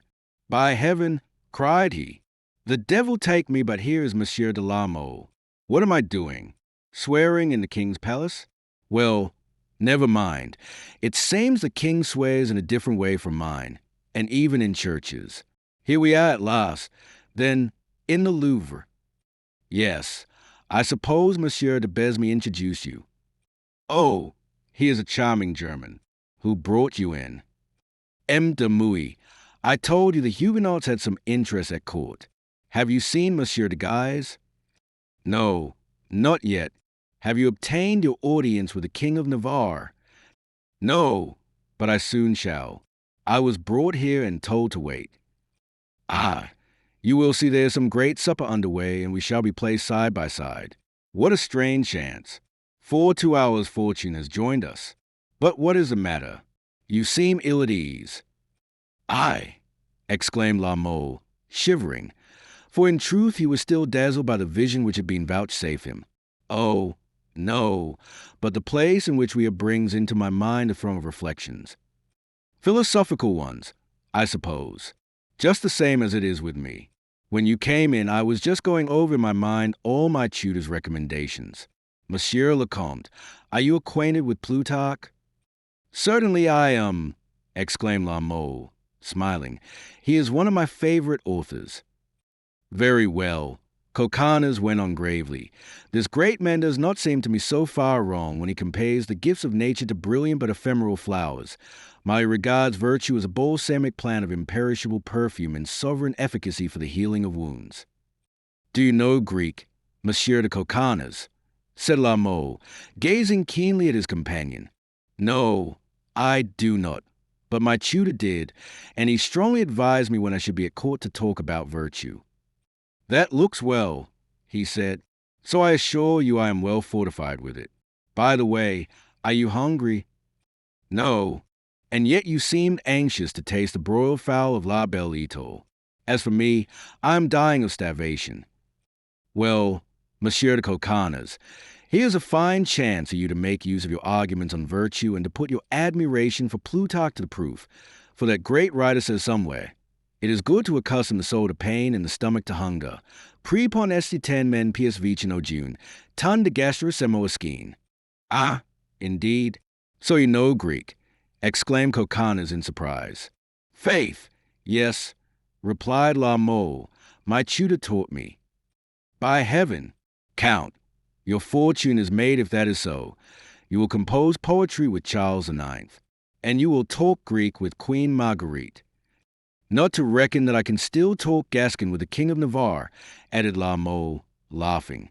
At this moment the door communicating with the king's apartment opened. A step was heard, and a shade was seen approaching in the darkness. This shade materialized into a body. This body belonged to Monsieur de Besme. He scrutinized both gentlemen, so as to pick out the one he wanted, and then motioned Coconnas to follow him. Coconnas waved his hand to La Mole. De Besme conducted Coconnas to the end of the gallery, opened a door, and stood at the head of a staircase. He looked cautiously round, then up and down. Monsieur de Coconnas, said he, where are you staying? At La Belle Etoile, Rue de l'Arbre Secretary. Goot, goot, that is close by. Go back to your hotel quick and tonight. He looked around him again. Well, tonight. Well, go ma here mighty of white gross in your hat. The base word is guise. Hush, not a word. What time am I to come? Then you hear the dogsin. What's the dogsin? Asked Coconnas. J, the dogsin. Pum, pum. Oh, the toxin. J, vot elis tidize. Good, I shall be here, said Coconnas. And, saluting de Besme, he took his departure, asking himself, what the devil does he mean, and why should the tocsin be wrong? No matter. I persist in my opinion. Monsieur de Besme is a charming Tedesco. Why not wait for the Comte de la Mole? Our faith? No. He will probably be invited to supper with the King of Navarre. And Coconnas set forth for the Rue de l'Arbre Sec, where the sign of La Belle Etoile like a lodestone attracted him. Meantime a gallery door which led to the King of Navarre's apartment opened, and a page approached Monsieur de la Mole. You are the Comte de la Mole, said he. That is my name. Where do you lodge? At La Belle Etoile, Rue de l'Arbre Secretary. Good. That is close to the Louvre. Listen, His Majesty, the King of Navarre has desired me to inform you that he cannot at present receive you. Perhaps he may send for you tonight, but if tomorrow morning you have received no word, come to the Louvre. But supposing the sentinel refuse me admission? True, the countersign is Navarre. That word will open all doors to you. Thanks. Wait, my dear sir, I am ordered to escort you to the wicket gate for fear you should get lost in the Louvre. By the way, how about Coconnas? Said La Mole to himself as soon as he was fairly in the street. Oh, he will remain to supper with the Duc de Guise. But as soon as he entered Maître Lahirier's, the first thing La Mole saw was Coconnas seated before a gigantic omelette. Aho! Cried Coconnas, laughing heartily. I see you have no more dined with the King of Navarre than I have supped with the Duc de Guise. Faith? No. Are you hungry now? I believe I am. In spite of Plutarch. Count, said La Mole, laughing, Plutarch says in another place, let him that hath, share with him that hath not. Are you willing for the love of Plutarch to share your omelette with me? Then while we eat, we will converse on virtue. Oh, faith, not on that subject, cried Coconnas. It is all right when one is at the Louvre and there is danger of eavesdroppers and one's stomach is empty. Sit down and have something to eat with me. Now I see that fate has decidedly made us inseparable. Are you going to sleep here? I have not the least idea. Nor I either. At any rate, I know where I shall spend the night. Wherever you do, that is settled. And both burst out laughing, and then set to work to do honor to Maître Lahirier's omelette. Chapter 6. The Debt Paid. Now, if the reader is curious to know why Monsieur de la Mole was not received by the King of Navarre, why Monsieur de Coconnas was not permitted to see Monsieur de Guise, and lastly, why instead of eating pheasants, partridges, and venison at the Louvre, both sup at the Hotel of the Belle Etoile on an omelette, he must kindly accompany us to the old Palace of Kings, and follow the Queen Marguerite of Navarre, whom La Mole had lost from sight at the entrance of the Grand Gallery. While Marguerite was descending the staircase, the Duke Henry de Guise, whom she had not seen since the night of her marriage, was in the king's closet. To this staircase which Marguerite was descending there was an outlet. To the closet in which Monsieur de Guise was there was a door, and this door and this outlet both led to a corridor, which corridor led to the apartments of the Queen Mother, Catherine de Medicis. Catherine de Medicis was alone, seated near a table, with her elbow leaning on a prayer book half open, and her head leaning on a hand still remarkably beautiful, by reason of the cosmetics with which it was supplied by the Florentine René, who united the double duty of perfumer and poisoner to the Queen Mother. The widow of Henry II was clothed in mourning, which she had not thrown off since her husband's death. At this period she was about 52 or 53 years of age, and owing to her stoutness and fair complexion she preserved much of her early beauty. Her rooms, like her dress, paraded her widowhood. Everything in them bore the impress of bereavement. Hangings, walls, and furniture were all in mourning. Only above a kind of dais covering a throne, where that moment lay sleeping the little greyhound presented to the Queen Mother by her son-in-law, Henry of Navarre, and bearing the mythological name of Phoebe, was a painted rainbow surrounded by that Greek motto which King Francois had given her, Phas Phorei de Kaiaeson, which may be translated, He brings light and serenity. Suddenly, and at a moment when the Queen Mother appeared deeply plunged in some thought which brought a half-hesitating smile to her common painted lips, a man opened the door, raised the tapestry, and showed his pale face, saying, "Everything is going badly." Catherine raised her head and recognized the Duc de Guise. "Why do you say everything is going badly?" she replied. "What do you mean, Henry?" "I mean that the king is more than ever taken with the accursed Huguenots, and if we await his leave to execute the great enterprise, we shall wait a very long time, and perhaps forever." "Tell me what has happened," said Catherine, still preserving the tranquility of countenance habitual to her, yet to which, when occasion served, she could give such different expressions.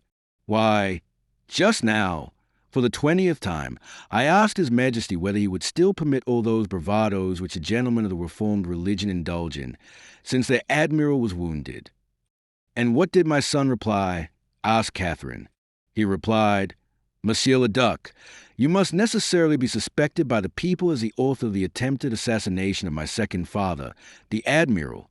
Defend yourself from the imputation as best you may. As to me, I will defend myself properly if I am insulted.' And then he turned away to feed his dogs." "And you made no attempt to retain him?" "Certainly I did, but he replied to me, in that tone which you so well know, and looking at me with the gaze peculiar to him, 'Monsieur le Duc, my dogs are hungry, and they are not men whom I can keep waiting.' Whereupon I came straight to you." "And you have done right," said the Queen Mother. "But what is now to be done?" "Try a last effort." "And who will try it?" "I will. Is the king alone?" "No. M. de Tavannes is with him." "Await me here, or, rather, follow me at a distance." Catherine instantly rose and went to the chamber, where on Turkey carpets and velvet cushions were the king's favorite greyhounds. On perches ranged along the wall were 2 or 3 valuable falcons and a small shrike, with which Charles IX, amuse himself in bringing down the little birds in the garden of the Louvre and that of the Tuileries, which they had just begun building. On her way, the Queen Mother put on a pale and anguished expression, while down her cheeks rolled a last or rather a first tear. She noiselessly approached Charles IX, as he was giving his dogs fragments of cakes cut into equal portions. "My son," said the Queen, with a trembling in her voice so cleverly affected that the king started. "What is it, madam?" said Charles, turning round suddenly. "My son," replied Catherine, "I would ask your leave to retire to one of your chateaux, no matter which, so that it be as distant as possible from Paris." "And wherefore, madam?" inquired Charles IX, fixing on his mother that glassy eye which, on certain occasions, became so penetrating. "Because every day I receive new insults from persons of the new faith. Because today I hear that you are being threatened by the Protestants even in your own Louvre, and I do not desire to be present at such spectacles." "But then, madam," replied Charles IX, with an expression full of conviction, "an attempt has been made to kill their admiral. An infamous murderer has already assassinated the brave M. de Mouy. Mort de Marvaille. Mother, there must be justice in a kingdom." "Oh, be easy on that head, my son," said Catherine. "They will not fail justice, for if you should refuse it, they will still have it in their own way, on M. de Guise today, on me tomorrow, and yourself later." "Oh, madam," said Charles, allowing a first accent of doubt to show in his voice, "do you think so?" "Oh, my son," replied Catherine, giving way entirely to the violence of her thoughts, "do you not see that it is no longer a question of Francois de Guise's death or the admirals of the Protestant religion or the Catholic religion, but simply of the substitution of Antoine de Bourbon's son for the son of Henry II? Come, come, mother, you are falling again into your usual exaggeration," said the king. "What, then, have you in mind, my son?" "To wait, mother, to wait. All human wisdom is in this single word. The greatest, the strongest, the most skillful is he who knows how to wait." "You may wait. Then I will not." Catherine made a courtesy, and stepping towards a door, was about to return to her apartment. Charles IX stopped her. "Well, then, really, what is best to be done, mother?" he asked. "For above all I am just, and I would have every one satisfied with me."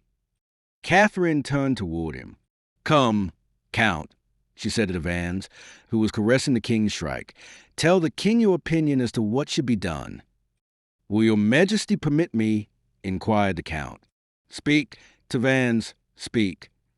What does your majesty do when, in the chase, the wounded boar turns on you?" "By heaven, monsieur, I wait for him with firm foot," replied Charles, "and stab him in the throat with my boar spear." "Simply that he may not hurt you," remarked Catherine. "And to amuse myself," said the king, with a sigh which indicated courage easily aroused even to ferocity. "But I should not amuse myself killing my subjects, for, after all, the Huguenots are my subjects as well as the Catholics." "Then, sire," said Catherine, "your subjects, the Huguenots, will do like the wild bull who escapes a spear thrust into his throat. They will bring down the throne." "Nonsense. Do you really think so, madam?" said Charles IX, with an air which denoted that he did not place great faith in his mother's predictions.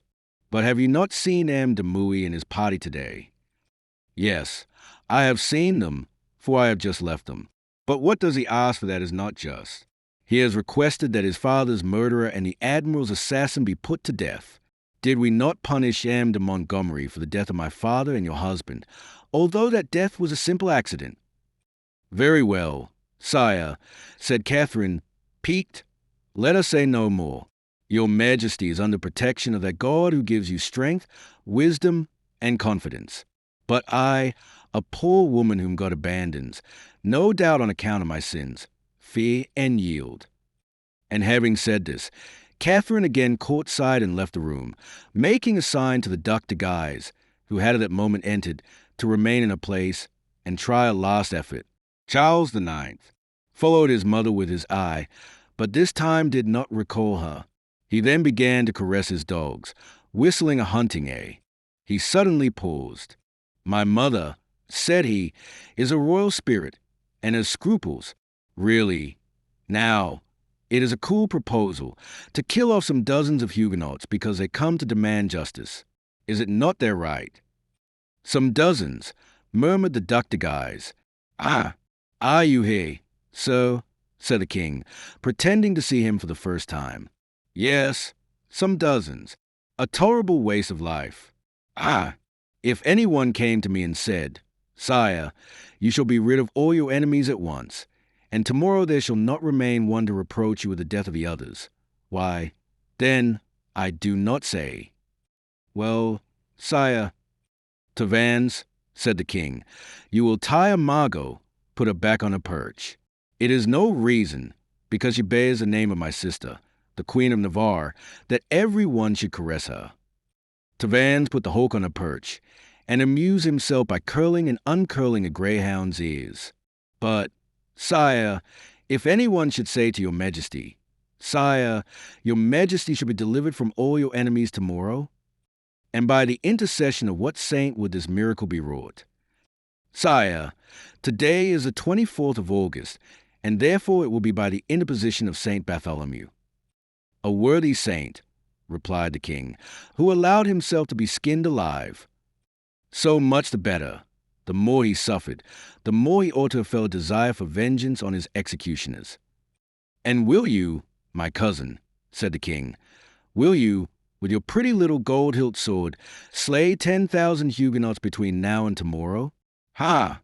Ha! Ha! Mort de Marvaille! You are very amusing, Monsieur de Guise." And the king burst into a loud laugh, but a laugh so forced that the room echoed with its sinister sound. "Sire, one word, and one only," continued the duke, shuddering in spite of himself at the sound of that laugh, which had nothing human in it. "One signal, and all is ready. I have the Swiss and 1,100 gentlemen. I have the light horse and the citizens. Your majesty has your guards, your friends, the Catholic nobility. We are 20 to 1.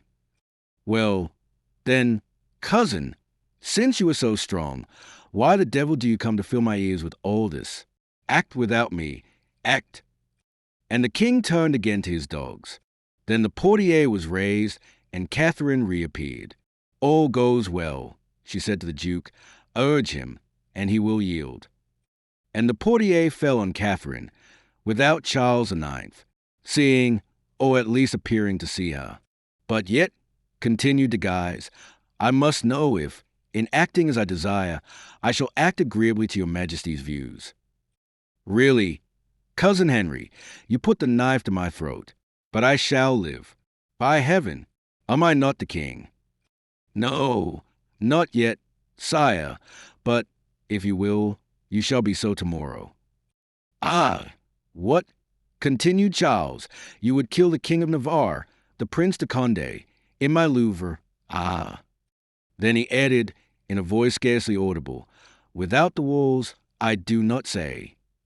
"Sire," cried the duke, "they are going out this evening to join in a revel with your brother, the Duc d'Alencon." "Tavannes," said the king, with well-affected impatience, "do not you see that you are teasing the dog? Here, action, come." And Charles IX went out without waiting to hear more, and Tavannes and the Duc de Guise were left almost as uncertain as before. Meantime, another scene was passing in Catherine's apartment. After she had given the Duc de Guise her counsel to remain firm, she returned to her rooms, where she found assembled the persons who were usually present when she went to bed. Her face was now as full of joy as it had been downcast when she set out.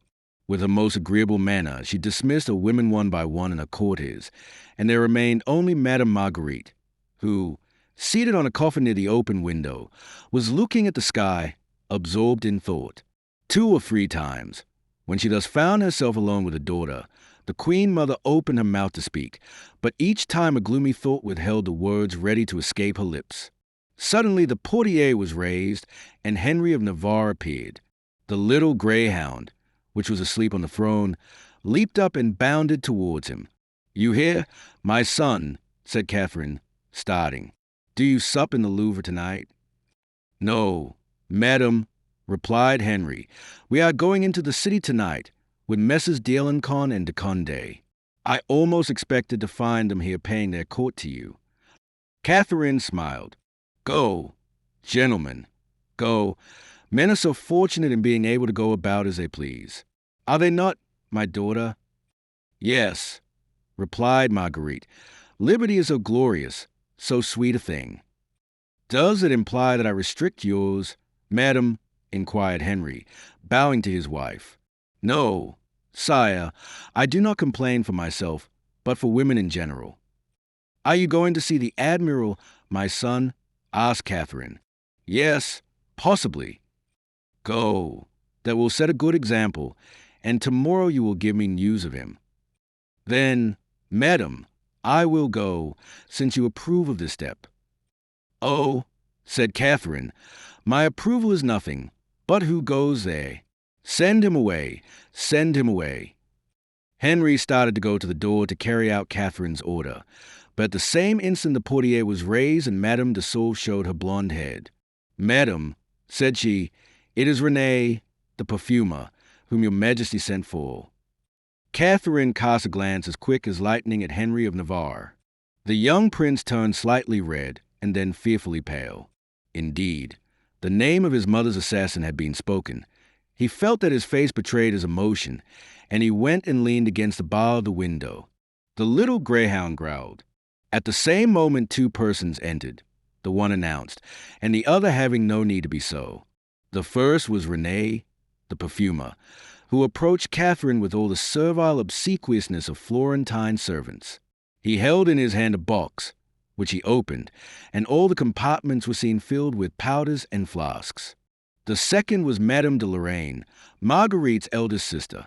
She entered by a small secret door, which led from the king's closet, and, all pale and trembling, and hoping not to be observed by Catherine, who was examining, with Madame de Sauve, the contents of the box brought by Renee, seated herself beside Marguerite, near whom the King of Navarre was standing, with his hand on his brow, like one who tries to rouse himself from some sudden shock.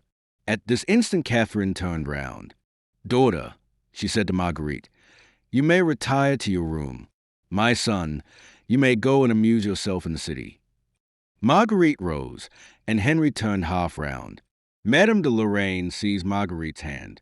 Sister, she whispered, with great quickness, in the name of the Duc de Guise, who now saves you, as you saved him, do not go from here.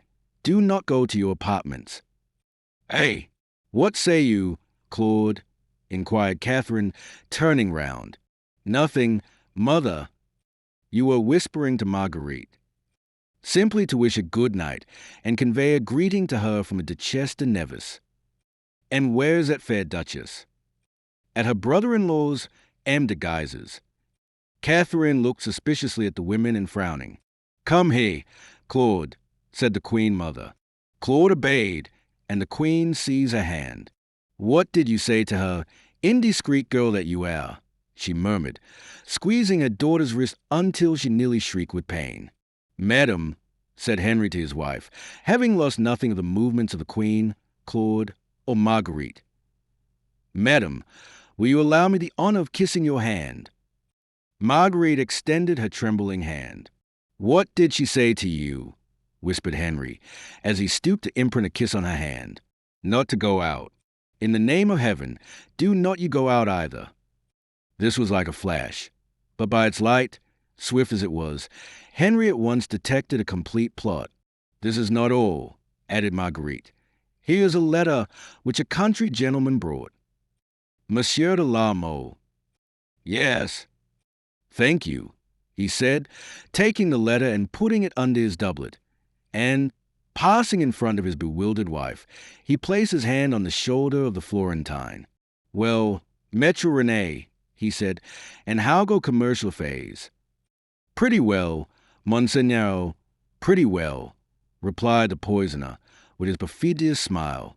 I should think so, said Henry, with men who, like you, supply all the crowned heads at home and abroad.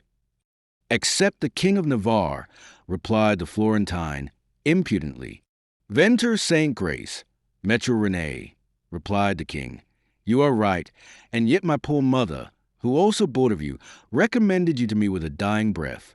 Come to me tomorrow, Metro Rene, or day after tomorrow, and bring your best perfumes. That would not be a bad notion, said Catherine, smiling, for it is said that I need some perfumery, interrupted Henry, laughing. Who told you that, mother? Was it Margot? No, my son, replied Catherine. It was Madame de Sauve.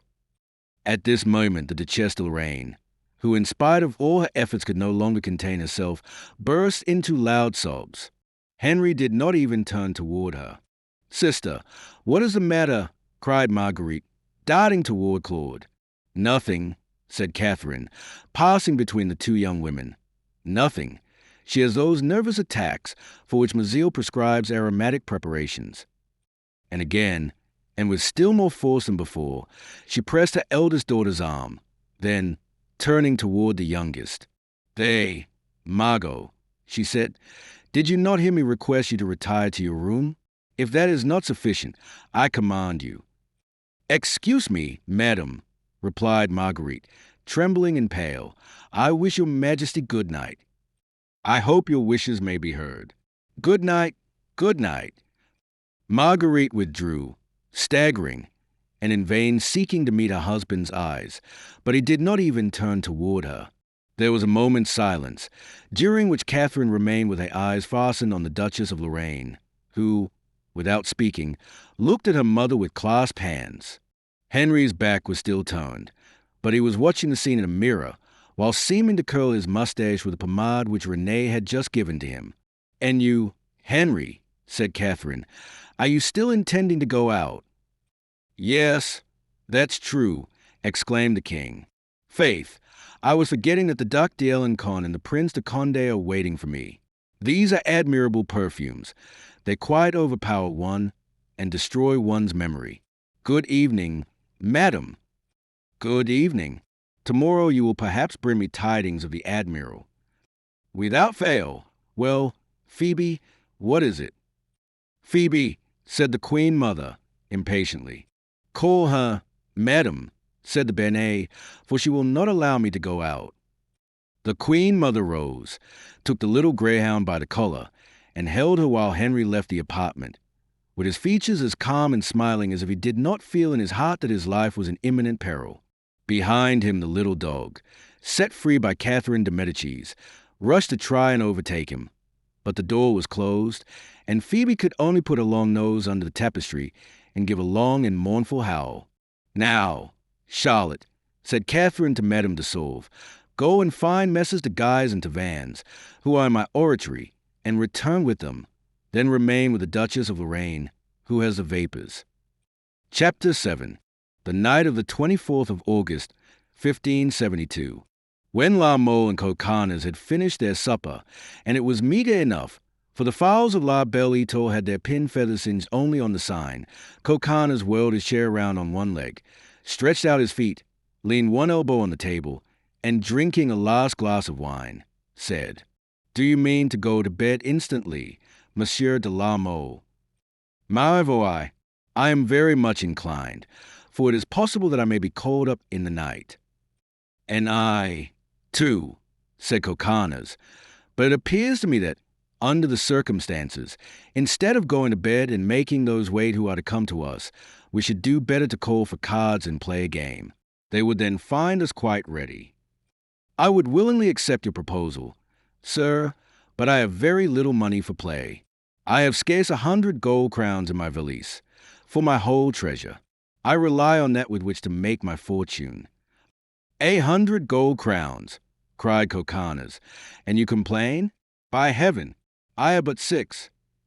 Why, replied La Mole, I saw you draw from your pocket a purse which appeared not only full, but I should say bloated. Ah, said Coconnas, that is to defray an old debt which I am compelled to pay to an old friend of my father, whom I suspect to be, like yourself, somewhat of a Huguenot. Yes, there are here 100 rose nobles, he added, slapping his pocket. But these 100 rose nobles belong to Maître Mercandon. My personal patrimony, as I tell you, is limited to 6 crowns. How? Then, can you play? Why? It is because of that I wish to play. Besides, an idea occurs to me. What is it? We both came to Paris on the same errand. Yes. Each of us is a powerful protector. Yes. You rely on yours, as I rely on mine. Yes. Well, then, it occurred to me that we should play first for our money, and afterwards for the first favor which came to us, either from the court or from our mistress. Really, a very ingenious idea, said La Mole, with a smile. But I confess I am not such a gamist as to risk my whole life on a card or turn of the dice, for the first favor which may come either to you or to me will, in all probability, involve our whole life. Well, let us drop out of account the first favor from the court and play for our mistress's first favor. I see only one objection to that, said La Mole. What objection? I have no mistress. Nor I either, but I expect to have one soon. Thank God, we are not cut out to want one long. Undoubtedly, as you say, you will have your wish, Monsieur de Coconnas, but as I have not the same confidence in my love star, I feel that it would be robbery to pit my fortune against yours. But, if you will, let us play until your 6 crowns be lost or doubled, and if lost, and you desire to continue the game, you are a gentleman, and your word is as good as gold. Well and good, cried Coconnas. That's the talk. You are right. So, a gentleman's word is as good as gold, especially when he is credited at court. Thus, believe me, I did not risk too much when I proposed to play for the first favor we might receive. Doubtless, and you might lose it, but I could not gain it, for, as I am with the King of Navarre, I could not receive anything from the Duc de Guise. Aye, the heretic, muttered the landlord as he was at work polishing up his old helmet. I got on the right scent, did I? And he stopped his work long enough to cross himself piously. Well, then, continued Coconnas, shuffling the cards which the waiter had just brought him, you are of the what? Of the new religion. Aye. Yes, you. Well, say that I am, said La Mole, with a smile. Have you anything against us? Oh, thank God, no. It is all the same to me. I hate Huguenotry with all my heart, but I do not hate the Huguenots. Besides, they are in fashion just now. Yes, replied La Mole, smiling. To wit, the shooting of the admiral with an arquebuse, but supposing we have a game of arquebusades. Anything you please, said Coconnas, provided I get to playing, it is all the same to me. Well, let us play, then, said La Mole, picking up his cards and arranging them in his hand. Yes, play ahead and with all confidence, for even if I were to lose 100 crowns of gold against yours, I shall have the wherewithal to pay you tomorrow morning. Then your fortune will come while you are asleep. No, I am going to find it. Way, tell me and I'll go with you. At the Louvre. Are you going back there tonight? Yes, tonight I have a private audience with the great Duc de Guise. As soon as Coconnas began to speak about going to seek his fortune at the Louvre, La Hurière stopped polishing his salad and went and stood behind La Mole's chair, so that Coconnas alone could see him, and made signs to him, which the Piedmontese, absorbed in his game and the conversation, did not notice. Well, it is miraculous, remarked La Mole, and you were right when you said that we were born under the same star. I have also an appointment at the Louvre tonight, but not with the Duc de Guise. Mine is with the King of Navarre. Have your password? Yes. A rallying sign? No. Well, I have one, and my password is. As the Piedmontese was saying these words, La Hurière made such an expressive gesture that the indiscreet gentleman, who happened at that instant to raise his head, paused petrified more by the action than by the turn of the cards which had just caused him to lose 3 crowns. La Mole looked around, but saw only his landlord standing behind him with folded arms and wearing on his head the sallet which he had seen him polishing the moment before. What is the matter, pray? inquired La Mole of Coconnas. Coconnas looked at the landlord and at his companion without answering, for he could make nothing out of Maître Lahirier's redoubled gestures. Lahirier saw that he must go to his aid. "It is only that I am very fond of cards myself," said he, speaking rapidly, "and I came closer to see the trick which made you gain, and the gentleman saw me with my war helmet on, and as I am only a poor bourgeois, it surprised him." "You make a fine figure. Indeed you do," cried La Mole with a burst of laughter. "Oh, sir," replied La Himrier with admirably pretended good nature and a shrug of the shoulders expressive of his inferiority, "we poor fellows are not very valiant, and our appearance is not elegant. It is all right for you fine gentlemen to wear glittering helmets and carry keen rapiers, and provided we mount guard strictly." "Ah!" said La Mole, taking his turn at shuffling the cards. "So you mount guard, do you?" "Eh, mon Dieu, OUI, Monsieur le Comte. I am sergeant in a company of citizen militia." After having said this while La Mole was engaged in dealing the cards, La Hurier withdrew, putting his finger on his lips as a sign of discretion for Coconnas, who was more amazed than ever. This signal for caution was doubtless the reason that he lost almost as rapidly the second time as the first. "Well," observed La Mole, "this makes exactly your 6 crowns. Will you have your revenge on your future fortune?" "Willingly," replied Coconnas. "But before you begin, did you not say you had an appointment with the Duc de Guise?" Coconnas looked toward the kitchen and saw the great eyes of La Hurier, who was repeating his warning. "Yes," he replied, "but it is not yet time. But now let us talk a little about yourself, Monsieur de La Mole. We should do better, I think, by talking of the game, my dear Monsieur de Coconnas, for unless I am very much mistaken, I am in a fair way of gaining 6 more crowns." "By heaven, that is true. I always heard that the Huguenots had good luck at cards. Devil take me if I haven't a good mind to turn Huguenot." La Hurier's eyes sparkled like 2 coals, but Coconnas, absorbed in his game, did not notice them. "Do so, Count, do so," said La Mole, "and though the way in which the change came about is odd, you will be well received among us." Coconnas scratched his ear. "If I was sure that your good luck came from that," he said, "I would, for I really do not stickle so overwhelmingly for the mess, and as the king does not think so much of it either." "Then it is such a beautiful religion," said La Mole, "so simple, so pure." "And, moreover, it is in fashion," said Coconnas, "and, moreover, it brings good luck at cards. For the devil take me if you do not hold all the aces, and yet I have watched you closely, and you play very fairly. You do not cheat. It must be the religion." "You owe me 6 crowns more," said La Mole, quietly. "Ow! How you tempt me," said Coconnas, "and if I am not satisfied with Monsieur de Guise tonight. Well, tomorrow I will ask you to present me to the King of Navarre, and be assured, if once I become a Huguenot, I will out-Huguenot Luther, Calvin, Melanchthon, and all the reformers on earth." "Hush," said La Mole, "you will get into a quarrel with our host." "Ah, that is true," said Coconnas, looking toward the kitchen.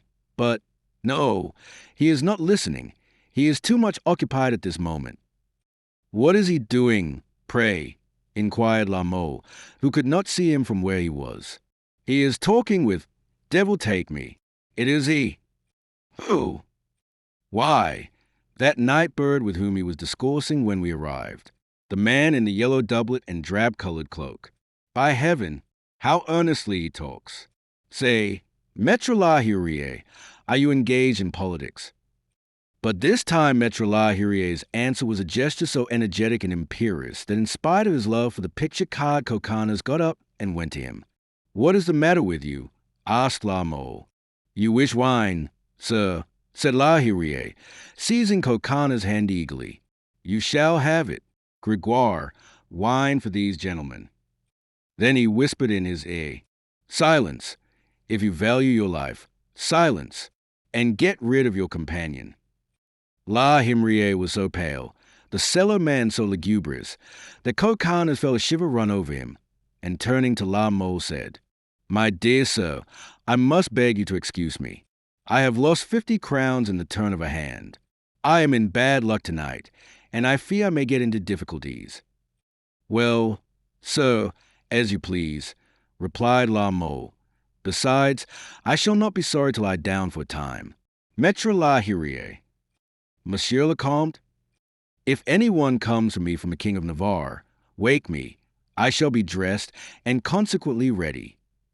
"So shall I," said Coconnas, "and that I may not keep his highness waiting, I will prepare the sign.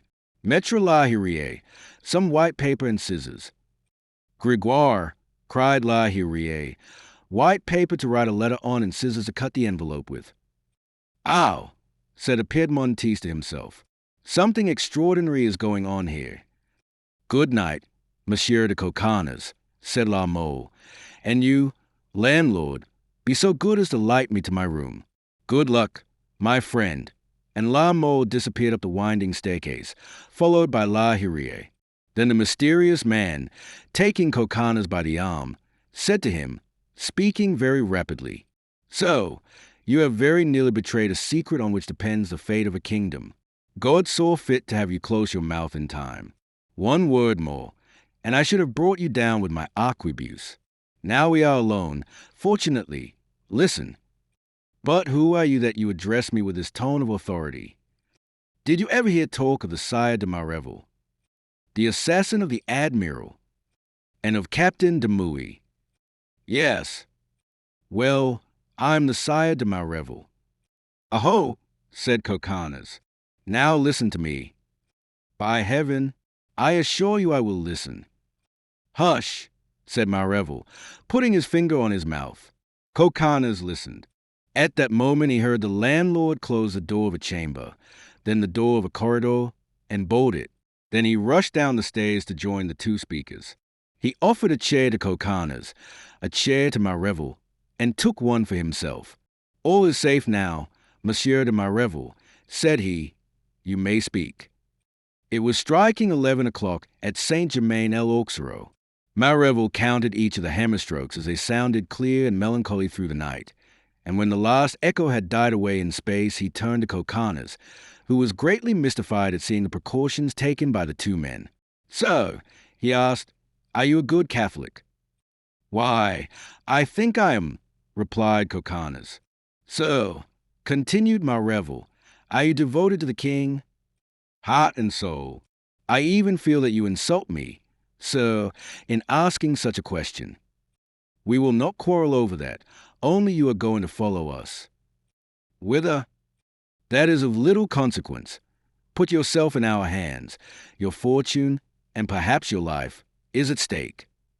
I tell you, sir, that at midnight I have an appointment at the Louvre. That is where we are going. Monsieur de Guise is expecting me there, and us also.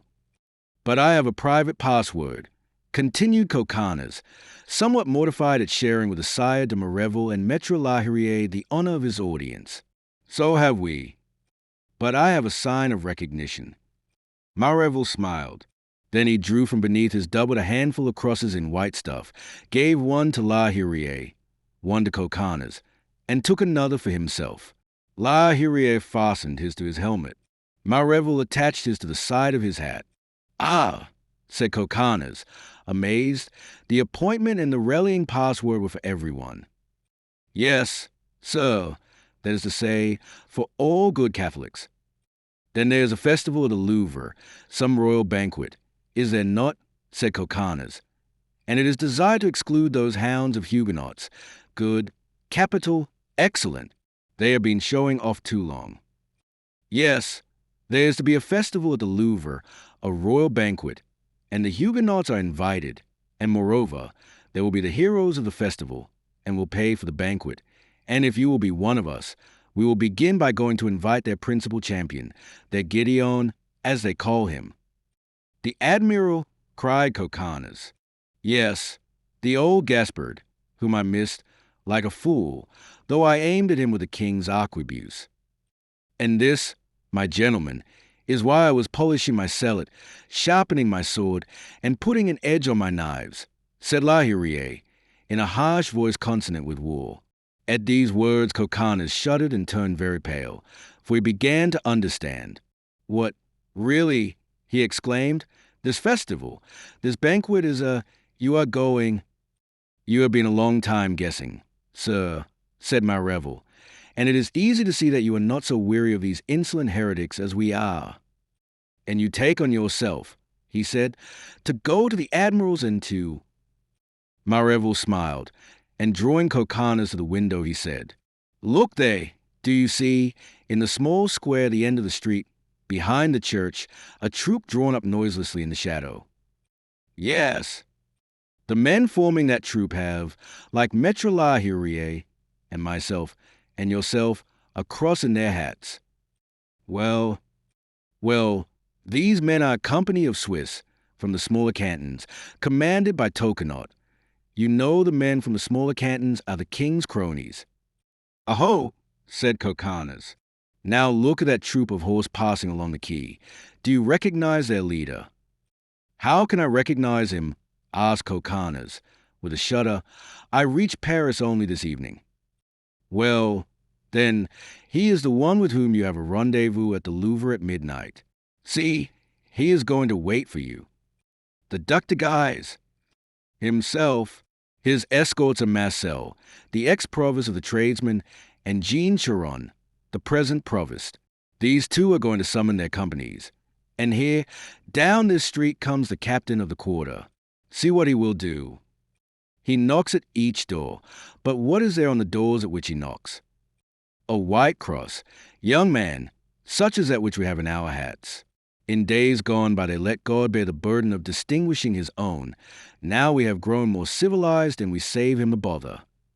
But at each house at which he knocks the door opens, and from each house armed citizens come out. He will knock here in turn, and we shall in turn go out. What? Said Coconnas. Everyone called out to go and kill one old Huguenot. By heaven, it is shameful. It is an affair of cutthroats, and not of soldiers. Young man, replied Marrevel, if the old are objectionable to you, you may choose young ones. You will find plenty for all tastes. If you despise daggers, use your sword. For the Huguenots are not the men to allow their throats to be cut without defending themselves. And you know that Huguenots, young or old, are tough. But are they all going to be killed? Then, cried Coconnas, all, by the king's order, by order of the king and Monsieur de Guise. And when you hear the bell of Saint-Germain-l'Auxerrois. Oh, so that was why that amiable German attached to the Duc de Guise. What is his name? Monsieur de Besme. That is it. That is why Monsieur de Besme told me to hasten at the first sound of the tocsin. So then you have seen Monsieur de Besme. I have seen him and spoken to him. Way. At the Louvre. He admitted me, gave me the password, gave me. Look there. By heaven, there he is himself. Would you speak with him? Why, really, I should not object. Marrevel carefully opened the window. Besme was passing at the moment with 20 soldiers. Guise and Lorraine, said Marrevel. Besme turned round, and perceiving that he himself was addressed, came under the window. Oh, is it you, Monsieur de Morphle? Yes. 'Tis I. What are you looking for? I am looking for the hostelry of de Belle-Etoile, to find a Monsieur Coconnas. Here I am, Monsieur de Besme, said the young man. Gut. Are you ready? Yes. To do what? That for Monsieur de Morphle may tell you, for he is a good Catholic. Do you hear? Inquired Marrevel. Yes, replied Coconnas. But, Monsieur de Besme, where are you going? I asked Monsieur de Besme, with a laugh. Yes, you. I am going to fire off a little word at the Admiral. Fire off too, if need be, said Marrevel. And this time, if he gets up at the first, do not let him get up at the second. Have no fear, Monsieur de Morphle, have no fear. When meanwhile get dishing man on the right track. Don't worry about me. The Coconnas are regular bloodhounds, and I am a chip off the old block. Et you. Go on. Hunt you. Begin the hunt. We shall be at the death.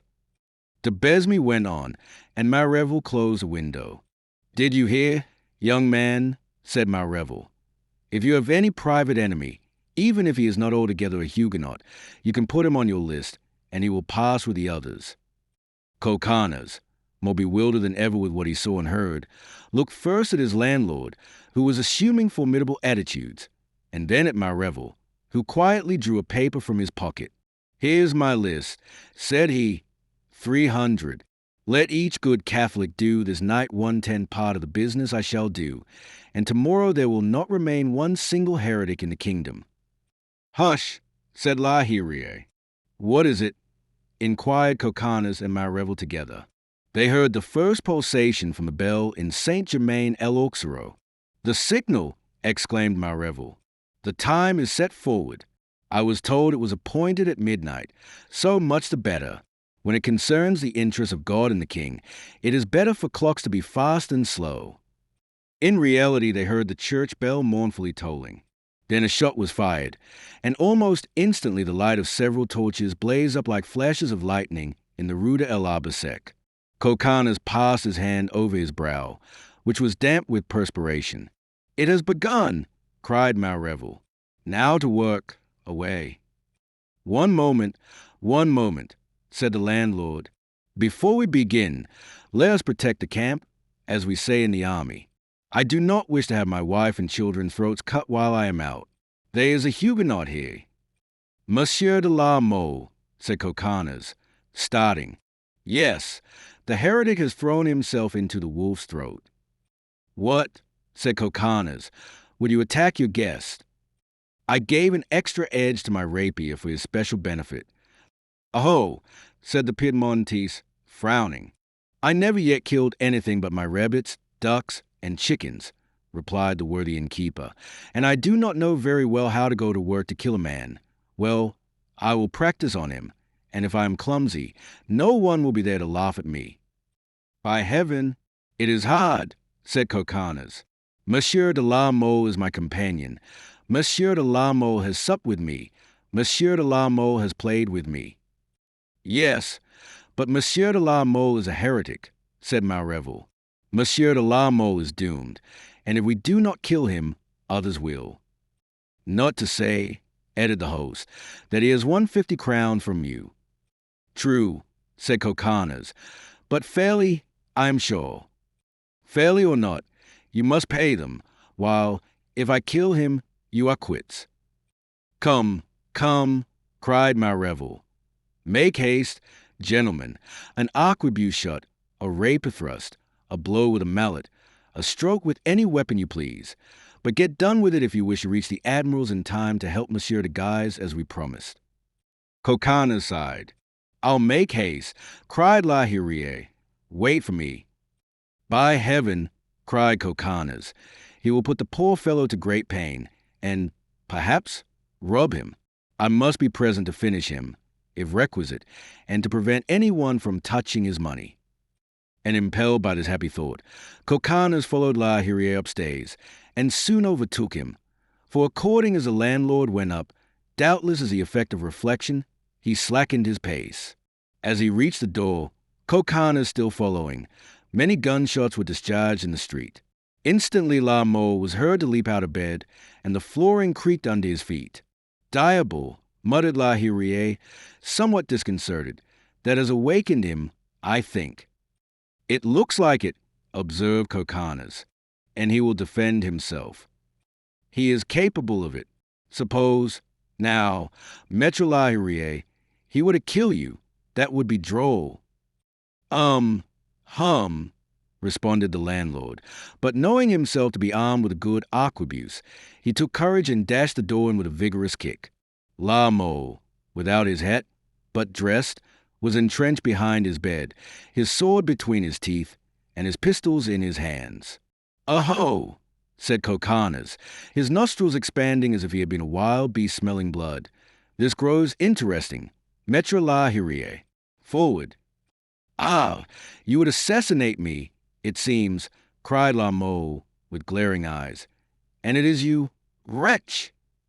Maître Lahirier's reply to this was to take aim at the young man with his arquebuse, but La Mole was on his guard, and as he fired, fell on his knees, and the ball flew over his head. "Help!" cried La Mole. "Help, Monsieur de Coconnas!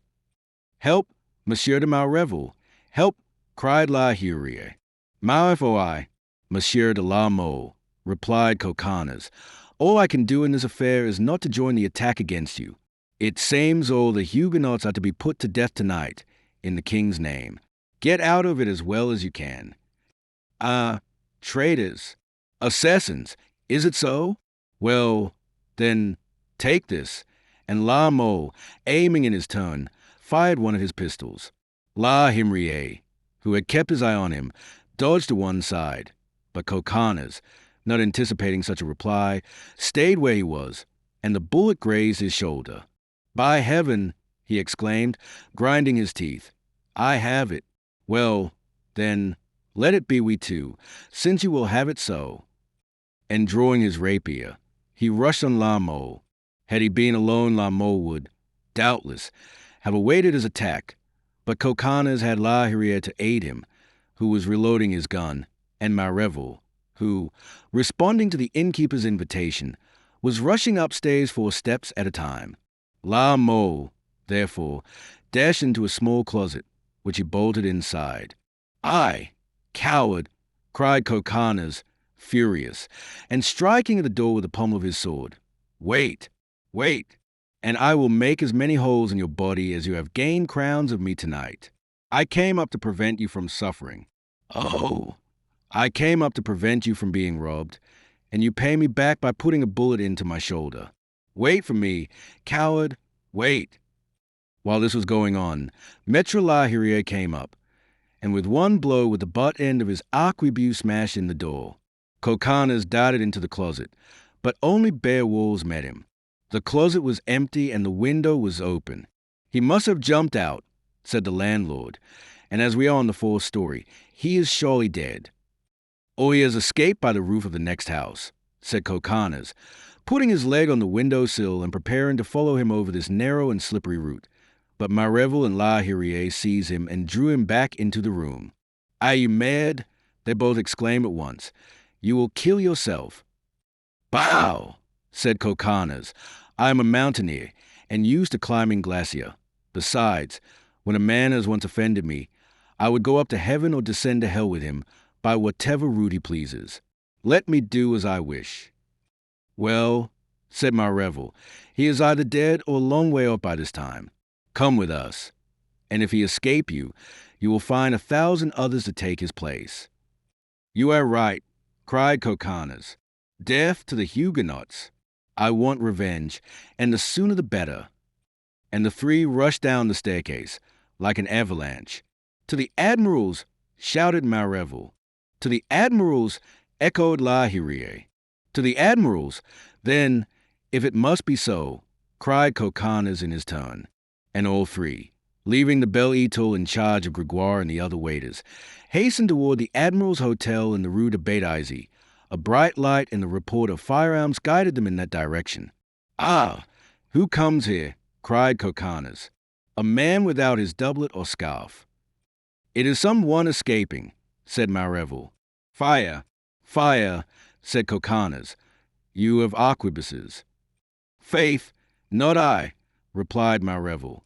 "I keep my powder for better game." "You, then, Lahirier." "Wait, wait," said the innkeeper, taking aim. "Oh, yes, wait," cried Coconnas, "and meantime he will escape."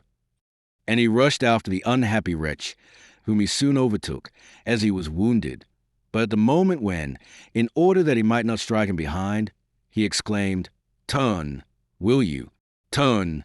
the report of an arquebuse was heard, a bullet whistled by Coconnas' ears, and the fugitive rolled over, like a hare in its swiftest flight struck by the shot of the sportsman. A cry of triumph was heard behind Coconnas. The Piedmontese turned round and saw Lahirier brandishing his weapon. "Ah," he exclaimed, "I have Hansel this time at any rate." and only just missed making a hole quite through me. "Be on your guard! Be on your guard!" cried La Hyrie. Coconnas sprung back.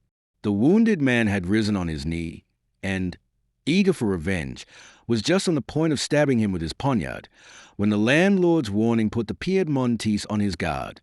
"I, viper!" shouted Coconnas, and rushing at the wounded man, he thrust his sword through him 3 times up to the hilt. "And now," cried he, leaving the Huguenot in the agonies of death, "to the admirals, to the admirals!"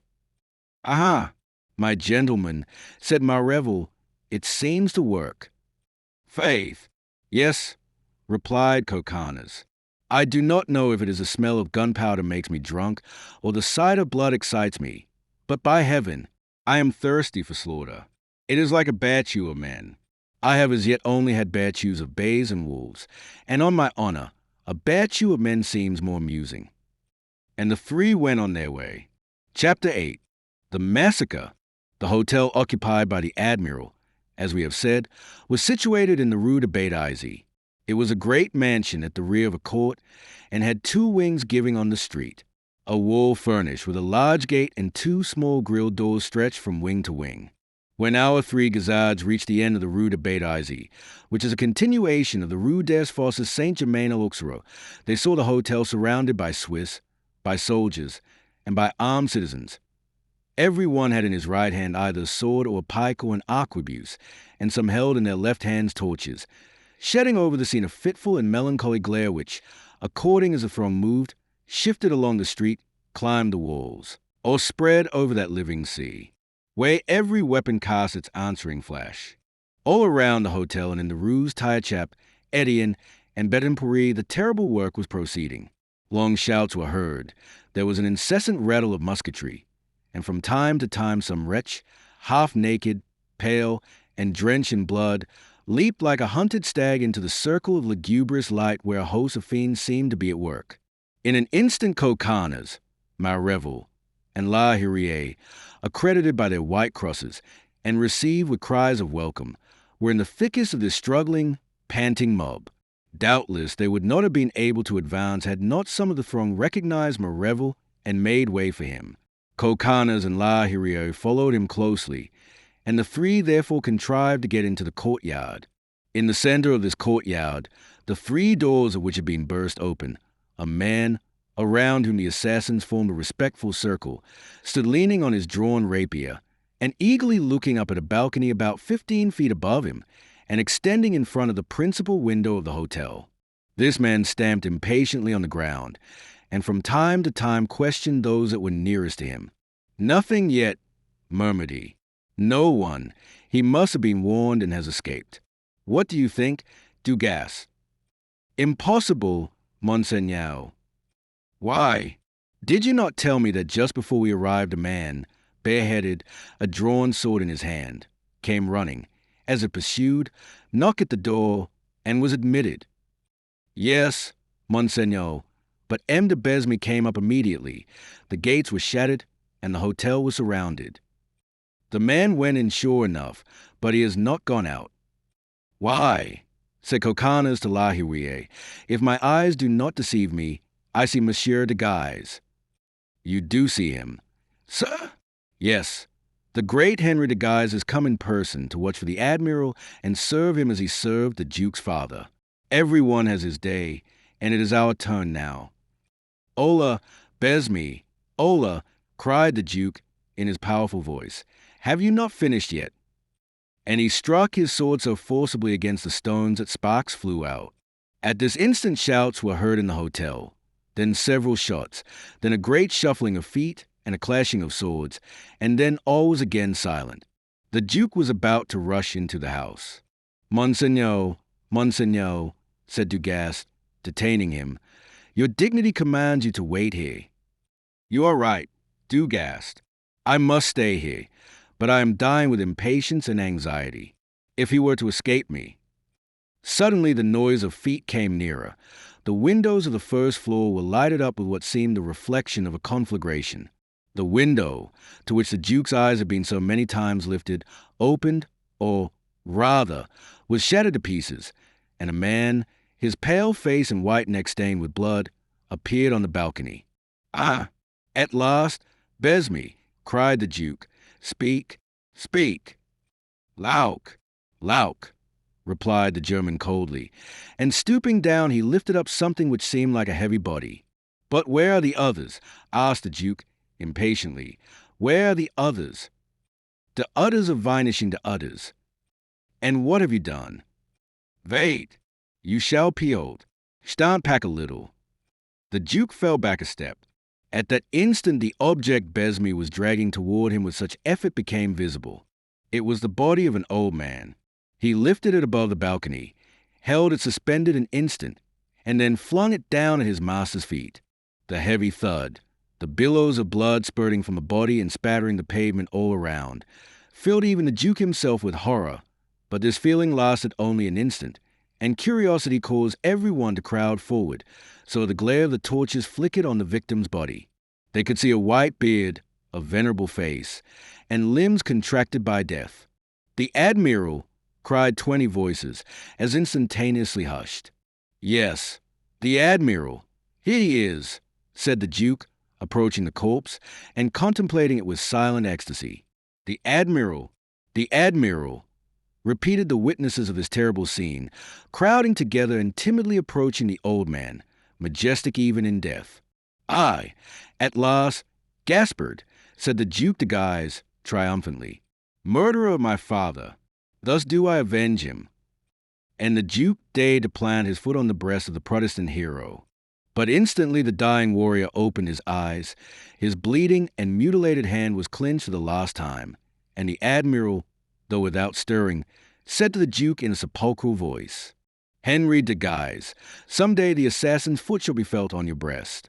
I did not kill your father. A curse upon you." The Duke, pale and trembling in spite of himself, felt a cold shudder come over him. He passed his hand across his brow, as if to dispel the fearful vision. When he dared again to glance at the Admiral, his eyes were closed, his hand unclenched, and a stream of black blood was flowing from a mouth which had just pronounced such terrible words. The Duke raised his sword with a gesture of desperate resolution. "Well, Monsieur, are you gone? Yes, my worthy friend, yes, for you have revenged." "The Duke Francois, have I not?" "Our religion," replied Henry in a solemn voice. "And now," he went on, addressing the Swiss, the soldiers, and citizens who filled the court and street, "to work, my friends, to work." "Good evening, M. de Besme," said Coconnas with a sort of admiration, approaching the German, who still stood on the balcony, calmly wiping his sword. "So you settled him, did you?" cried La Hurier. "How did you manage it?" "Oh, zimbly, zimbly. He have heard the commotion. He have opened the door and I juice brick my rabbia through his potty. But I tick day am gilling to ligne now. I hear his cries." At that instant, in fact, several shrieks, apparently uttered by a woman in distress, were heard. The windows of the long gallery which formed the wing of the hotel were lighted up with a red glare. 2 men were seen fleeing, pursued by a long line of assassins. An arquebus shot killed one. The other, finding an open window directly in his way, without stopping to look at the distance from the ground, sprang boldly into the courtyard below, heeding not the enemies who awaited him there. "Kill! Kill!" cried the assassins, seeing their prey about to escape them. The fugitive picked up his sword, which as he stumbled had fallen from his hand, dashed headlong through the soldiers, upset 3 or 4, ran one through the body, and amid the pistol shots and curses of the soldiers, rendered furious because they had missed him, darted like lightning in front of Coconnas, who was waiting for him at the gate with his poniard in his hand. "Touch!" cried the Piedmontese, piercing his arm with his keen, delicate blade. "Coward!" replied the fugitive, striking his enemy in the face with the flat of his weapon, for want of room to thrust at him with its point. "A thousand devils!" cried Coconnas. "It's Monsieur de la Mole."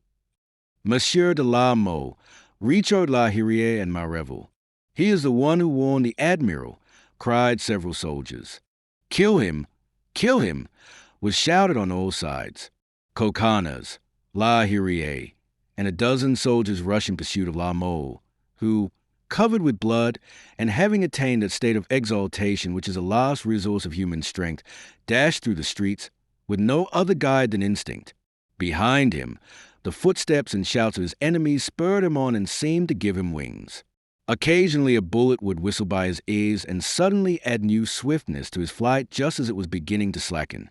He no longer breathed. It was not breath, but a dull rattle, a hoarse panting that came from his chest. Perspiration and blood wet his locks and ran together down his face. His doublet soon became too oppressive for the beating of his heart, and he tore it off. Soon his sword became too heavy for his hand, and he flung it far away. Sometimes it seemed to him that the footsteps of his pursuers were farther off and that he was about to escape them. But in response to their shouts, other murderers who were along his path and nearer to him left off their bloody occupations and started in pursuit of him. Suddenly he caught sight of the river flowing silently at his left.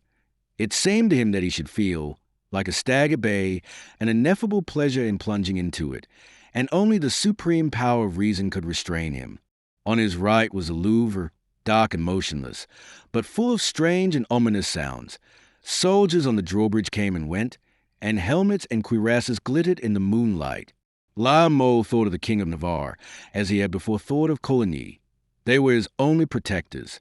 He collected all his strength, and inwardly vowing to abjure his faith should he escape the massacre, by making a detour of a score or two of yards, he misled the mob pursuing him, darted straight for the Louvre, leaped upon the drawbridge among the soldiers, received another poniard stab, which grazed his side, and despite the cries of "kill, kill," which resounded on all sides, and the opposing weapons of the sentinels, darted like an arrow through the court, into the vestibule, mounted the staircase, then up 2 stories higher, recognized the door, and leaning against it, struck it violently with his hands and feet. "Who is there?" asked a woman's voice. "Oh, my God!" murmured La Mole. "They are coming. I hear them. 'Tis I, 'tis I." "Who are you?" said the voice. La Mole recollected the password. "Navarre, Navarre," cried he. The door instantly opened. La Mole, without thinking, without even seeing Guillon, dashed into the vestibule, then along a corridor, through 2 or 3 chambers, until at last he entered a room lighted by a lamp suspended from a ceiling. Behind curtains of velvet with gold fleur-de-lis, in a bed of carved oak, a lady, half naked, leaning on an arm, stared at him with eyes wide open with terror. La Mole sprang toward her. "Madam," cried he, "they are killing, they are butchering my brothers. They seek to kill me, to butcher me also. Ah, you are the queen. Save me." And he threw himself at her feet, leaving on the carpet a large track of blood. At the sight of a man pale, exhausted, and bleeding at her feet, the Queen of Navarre started up in terror, hid her face in her hands, and called for help. "Madam," cried La Mole, endeavoring to rise, "in the name of heaven do not call, for if you are hurt I am lost. Assassins are in my track. They are rushing up the stairs behind me. I hear them. There they are. There they are." "Help," cried the queen, beside herself. "Help." "Ow," said La Mole, despairingly. "You have killed me. To die by so sweet a voice, so fair a hand. I did not think it possible." At the same time the door flew open, and a troop of men, their faces covered with blood and blackened with powder, their swords drawn, and their pikes and arquebuses leveled, rushed into the apartment. Coconnas was at their head, his red hair bristling, his pale blue eyes extraordinarily dilated, his cheek cut open by La Mole's sword, which had plowed its bloody furrow there. Thus disfigured, the Piedmontese was terrible to behold. "By heaven," he cried, "there he is, there he is. Ah, this time we have him at last." La Mole looked round him for a weapon, but in vain. He glanced at the queen and saw the deepest pity depicted in her face. Then he felt that she alone could save him. He threw his arms round her. Coconnas advanced, and with the point of his long rapier again wounded his enemy's shoulder, and the crimson drops of warm blood stained the white and perfumed sheets of Marguerite's couch. Marguerite saw the blood flow. She felt the shudder that ran through La Mole's frame. She threw herself with him into the recess between the bed and the wall. It was time for La Mole, whose strength was exhausted, was incapable of flight or resistance. He leaned his pallid head on Marguerite's shoulder, and his hand convulsively seized and tore the thin embroidered cambric which enveloped Marguerite's body in a billow of gauze. "Oh, madam," murmured he in a dying voice, "save me." He could say no more.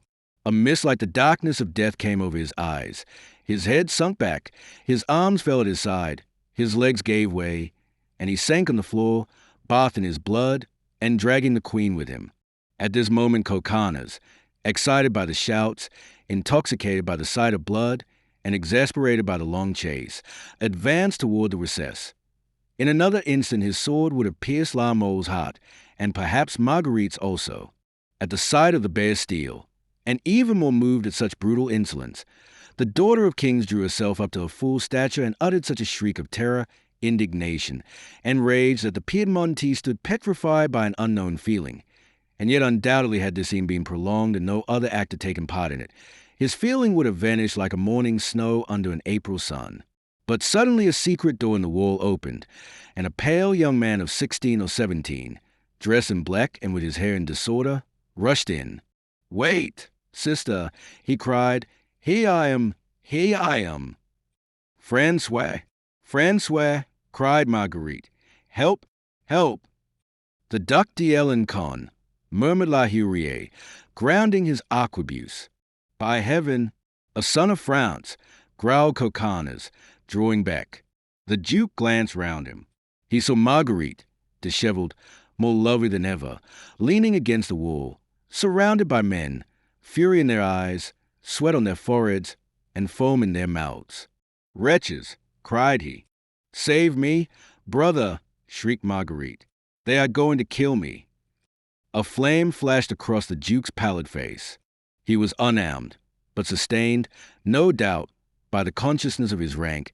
He advanced with clenched fist toward Coconnas and his companions, who retreated, terrified at the lightning darting from his eyes. "Ha! And will you murder, son of France, too?" cried the Duke. Then, as they recoiled, "Ho, there, captain of the guard, hang every one of these ruffians." More alarmed at the sight of this weaponless young man than he would have been at the aspect of a regiment of riders or lansquenets, Coconnas had already reached the door. La Hurier was leaping downstairs like a day, and the soldiers were jostling and pushing one another in the vestibule in their endeavors to escape, finding the door far too small for their great desire to be outside it. Meantime Marguerite had instinctively thrown the damask coverlet of a bed over La Mole, and withdrawn from him. When the last murderer had departed, the Duc d'Alencon came back. "Sister," he cried, seeing Marguerite all dabbled with blood, "are you wounded?" And he sprang toward his sister with a solicitude which would have done credit to his affection if he had not been charged with harboring too deep an affection for a brother to entertain for a sister. "No," said she, "I think not, or, if so, very slightly." "But this blood," said the Duke, running his trembling hands all over Marguerite's body. "Where does it come from?" "I know not," replied she. "One of those wretches laid his hand on me, and perhaps he was wounded." "What?" cried the Duke. "He dared to touch my sister. Oh, if you had only pointed him out to me, if you had told me which one it was, if I knew where to find him." "Hush," said Marguerite. "And why?" asked Francois. "Because if you were seen at this time of night in my room, can't a brother visit his sister, Marguerite?" The Queen gave the Duke a look so keen and yet so threatening that the young man drew back. Yes, Marguerite," said he, "you are right. I will go to my room, but you cannot remain alone this dreadful night. Shall I call Galon?" No, leave me, Francois, leave me. Go by the way you came."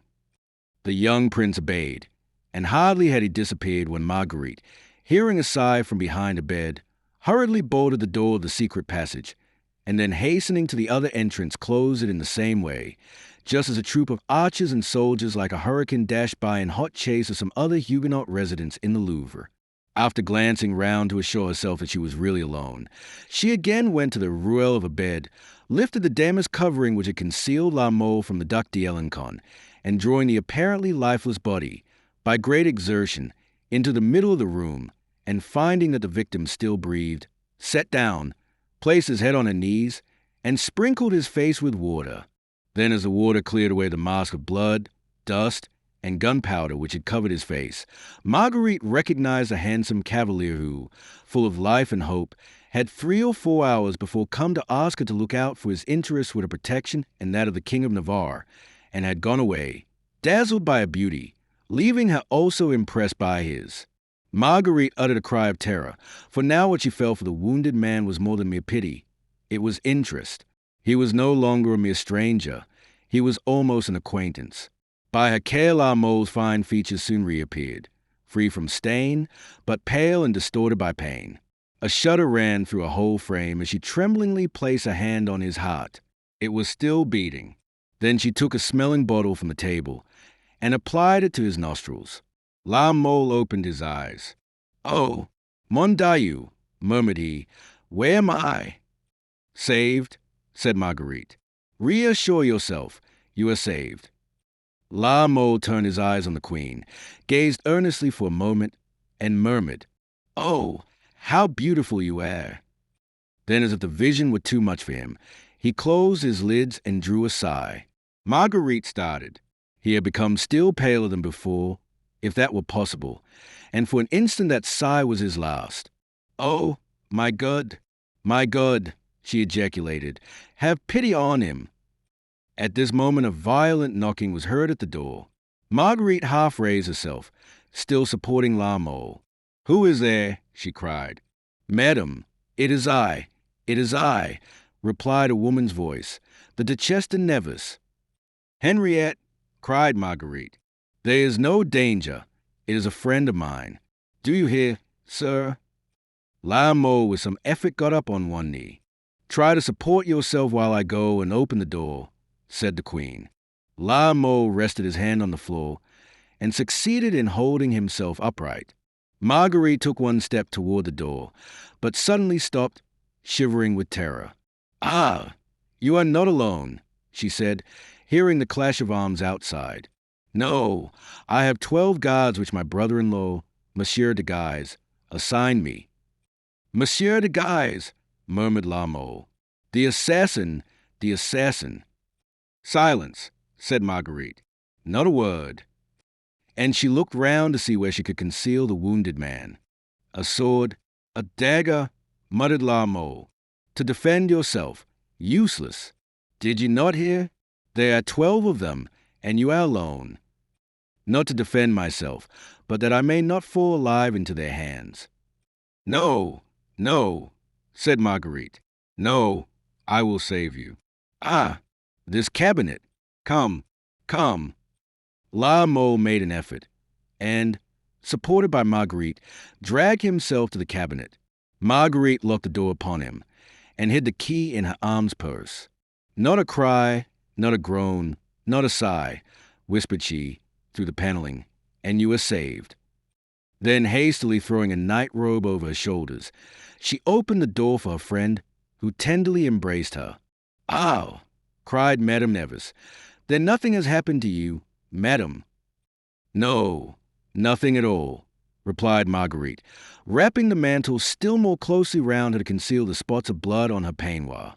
"'Tis well, however, as Monsieur de Guise has given me 12 of his guards to escort me to his hotel, and as I do not need such a large company, I am going to leave 6 with your Majesty. 6 of the Duke's guards are worth a regiment of the King's tonight." Marguerite dared not refuse. She placed the soldiers in the corridor and embraced the Duchess, who then returned to the Hotel de Guise, where she resided in her husband's absence. Chapter 9. The murderers. Coconnas had not fled. He had retreated. La Hurière had not fled. He had flown. The one had disappeared like a tiger, the other like a wolf. The consequence was that La Hurière had already reached the place Saint-Germain-l'Auxerrois when Coconnas was only just leaving the Louvre. La Hurière, finding himself alone with his arquebuse, while around him men were running, bullets were whistling, and bodies were falling from windows, some whole, others dismembered. began to be afraid and was prudently thinking of returning to his tavern. But as he turned into the Rue de l'Arbre-Sec from the Rue d'Aveyron, he fell in with a troop of Swiss and light cavalry. It was the one commanded by Marrevel. "Well," cried Marrevel, who had christened himself with the nickname of King's Killer, "have you finished so soon? Are you going back to your tavern, worthy landlord? And what the devil have you done with our Piedmontese gentleman? No misfortune has happened to him? That would be a shame, for he started out well." "No, I think not," replied La Hyrieuse. "I hope he will rejoin us." "Where have you been?" "At the Louvre, and I must say we were very rudely treated there." "By whom?" "Monsieur le Duc d'Alencon. Isn't he interested in this affair?" "Monseigneur le Duc d'Alencon is not interested in anything which does not concern himself personally. Proposed to treat his two older brothers as Huguenots, and he would be in it, provided only that the work should be done without compromising him. But won't you go with these worthy fellows, Maître La Hyrieuse?" "And where are they going?" "Oh, Mondieu, Rue Montorgueil. There's a Huguenot minister there whom I know. He has a wife and 6 children. These heretics are enormous breeders. It will be interesting." "And where are you going?" "Oh, I have a little private business." "Say, there." "Don't go off without me," said a voice which made Marrevel start. "You know all the good places, and I want to have my share." "Ah, it is our Piedmontese," said Marrevel. "Yes, it is Monsieur de Coconnas," said La Hyrieuse. "I thought you were following me." "Hang it, you made off too swiftly for that. And besides, I turned a little to one side so as to fling into the river a frightful child who was screaming, 'Down with the papists! Long live the Admiral!' Unfortunately, I believe the little rascal knew how to swim. These miserable heretics must be flung into the water like cats before their eyes are opened if they are to be drowned at all." "Ah, you say you are just from the Louvre. So your Huguenot took refuge there, did he?" asked Marrevel. "Mon Dieu, yes. I gave him a pistol shot at the moment when he was picking up his sword in the Admiral's courtyard, but I somehow or other miss him." "Well, I did not miss him," added Coconnas. "I gave him such a thrust in the back that my sword was wet 5 inches up the blade. Besides, I saw him fall into the arms of Madame Marguerite, a pretty woman, by heaven. Yet I confess I should not be sorry to hear he was really dead. The vagabond is infernally spiteful, and capable of bearing me a grudge all his life. But didn't you say you were bound somewhere?" "Why? Do you mean to go with me?" "I do not like standing still. By heaven, I have killed only 3 or 4 as yet, and when I get cold my shoulder pains me. Forward, forward." "Captain," said Marrevel to the commander of the troop, "give me 3 men, and go and dispatch your parson with the rest." 3 Swiss stepped forward and joined Marrevel. Nevertheless, the 2 companies proceeded side by side till they reached the top of the Rue Taillechap. There the light horse and the Swiss took the Rue de la Tonnellerie, while Marrevel, Coconnas, La Hyrieuse, and his 3 men were proceeding down the Rue Trusvache and entering the Rue Saint-Avoy. "Where the devil are you taking us?" asked Coconnas, who was beginning to be bored by this long march from which he could see no results. "I am taking you on an expedition at once brilliant and useful. Next to the Admiral, next to Teligny, next to the Huguenot princes, I could offer you nothing better. So have patience. Our business calls us to the Rue du Chaume, and we shall be there in a second." "Tell me," said Coconnas, "is not the Rue du Chaume near the temple?" "Yes. Why?" "Because an old creditor of our family lives there, one Lambert Mercandon, to whom my father wished me to hand over 100 rose nobles I have in my pocket for that purpose."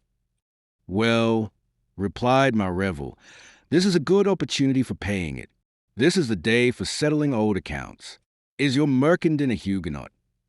"Oh, I understand," said Coconnas. "He must be—" "Hush! Here we are." "What is that large hotel, with its entrance in the street?" "The Hotel de Guise." "Truly," returned Coconnas, "I should not have failed to come here, as I am under the patronage of the great Henry. But, by heaven, all is so very quiet in this quarter. We scarcely hear any firing, and we might fancy ourselves in the country. The devil fetch me, but every one is asleep. And indeed, the Hotel de Guise seemed as quiet as in ordinary times. All the windows were closed, and a solitary light was burning behind the blind of the principal window over the entrance, which had attracted Coconnas' attention as soon as they entered the street, just beyond the Hotel de Guise. In other words, at the corner of the Rue du Petit Chenier and the Rue des Quatre Fils, Marrevel halted. "Here is the house of the man we want," said he. "Of the man you want, that is to say," observed La Hurier. "Since you are with me, we want him." "What?" "The house which seems so sound asleep." "Exactly, La Hurier. Now go and make practical use of the plausible face which heaven, by some blunder, gave you, and knock at that house. Hand your arquebuse to M. de Coconnas, who has been ogling at this last half hour. If you are admitted, you must ask to speak to Seigneur de Mouy." "Aha!" exclaimed Coconnas. "Now I understand. You also have a creditor in the quarter of the Temple, it would seem." "Exactly so," responded Marrevel. "You will go up to him pretending to be a Huguenot, and inform de Mouy of all that has taken place. He is brave, and will come down. And once down, ask La Hurier. Once down, I will beg of him to cross swords with me." "On my soul, 'tis a fine gentleman's," said Coconnas, "and I propose to do exactly the same thing with Lambert Mercandon, and if he is too old to respond, I will try it with one of his sons or nephews."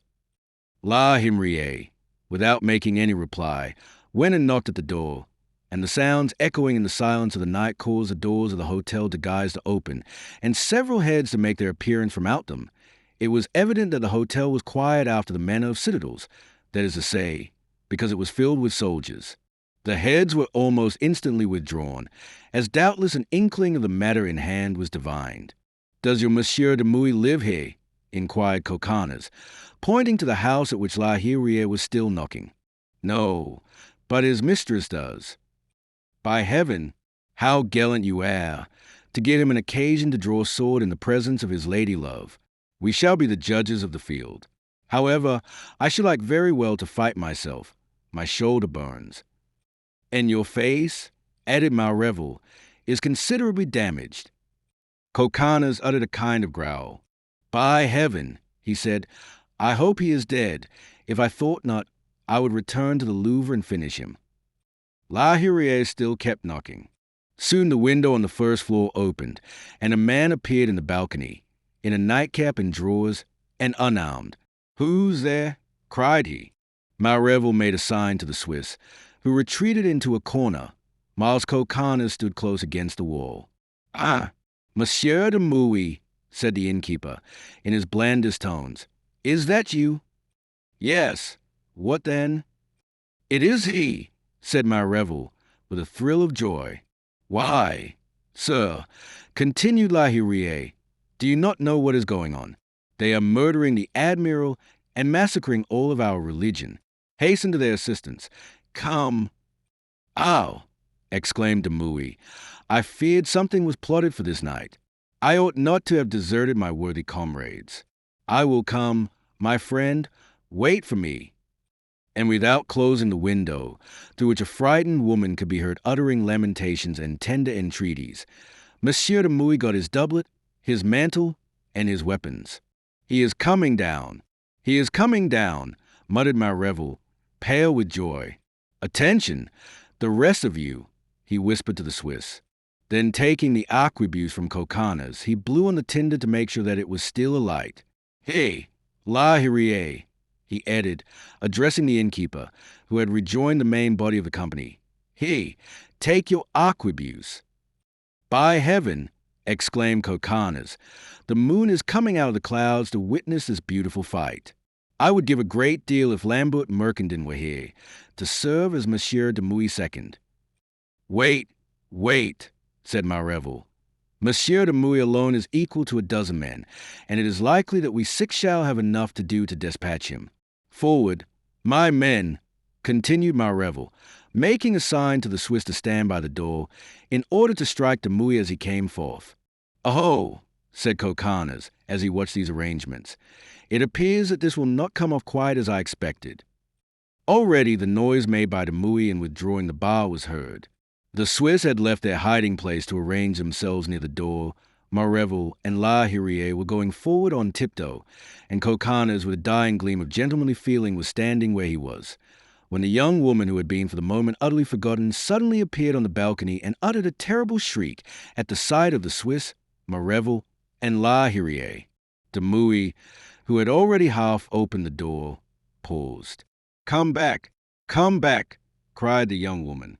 "I see swords glitter, and the match of an arquebuse. There's treachery." "Oh," said the young man, "let us see, then, what all this means." And he closed the door, replaced the bar, and went upstairs again. Morville's order of battle was changed as soon as he saw that Demouy was not going to come out. The Swiss went and posted themselves at the other corner of the street, and La Hurier, with his arquebuse in his hand, waited till the enemy reappeared at the window. He did not wait long. Demouy came forward holding before him 2 pistols of such respectable length that La Hurier, who was already aiming, suddenly reflected that the Huguenots' bullets had no farther to fly in reaching the street from a balcony than his had in reaching the balcony. "Assuredly," said he to himself, "I may kill this gentleman, but likewise this gentleman may kill me in the same way." Now, as Maître La Hurier, an innkeeper by profession, was only accidentally a soldier, this reflection determined him to retreat and seek shelter in the corner of the Rue de Brac, far enough away to cause him some difficulty in finding with a certain certainty, especially at night, the line which a bullet from his arquebuse would take in reaching Demouy. Demouy cast a glance around him, and advanced cautiously like a man preparing to fight a duel. But seeing nothing, he exclaimed, "Why, it appears, my worthy informant, that you have forgotten your arquebuse at my door. Here I am. What do you want with me?" "Ow!" said Coconnas to himself. "He is certainly a brave fellow." "Well," continued Demouy, "friends or enemies, whichever you are, do you not see I am waiting?" La Hurier kept silence. Marrevel made no reply, and the 3 Swiss remained in covert. Coconnas waited an instant. Then, seeing that no one took part in the conversation begun by La Hurier and continued by Demouy, he left his station, and advancing into the middle of the street, took off his hat and said, "So, we are not here for an assassination, as you seem to suppose, but for a duel. I am here with one of your enemies, who was desirous of meeting you to end gallantly an old controversy. Eh? By heaven! Come forward, Monsieur de Marrevel, instead of turning your back. The gentleman accepts." "Marrevel," cried Demouy, "Marrevel, the assassin of my father. Marrevel, the king's assassin.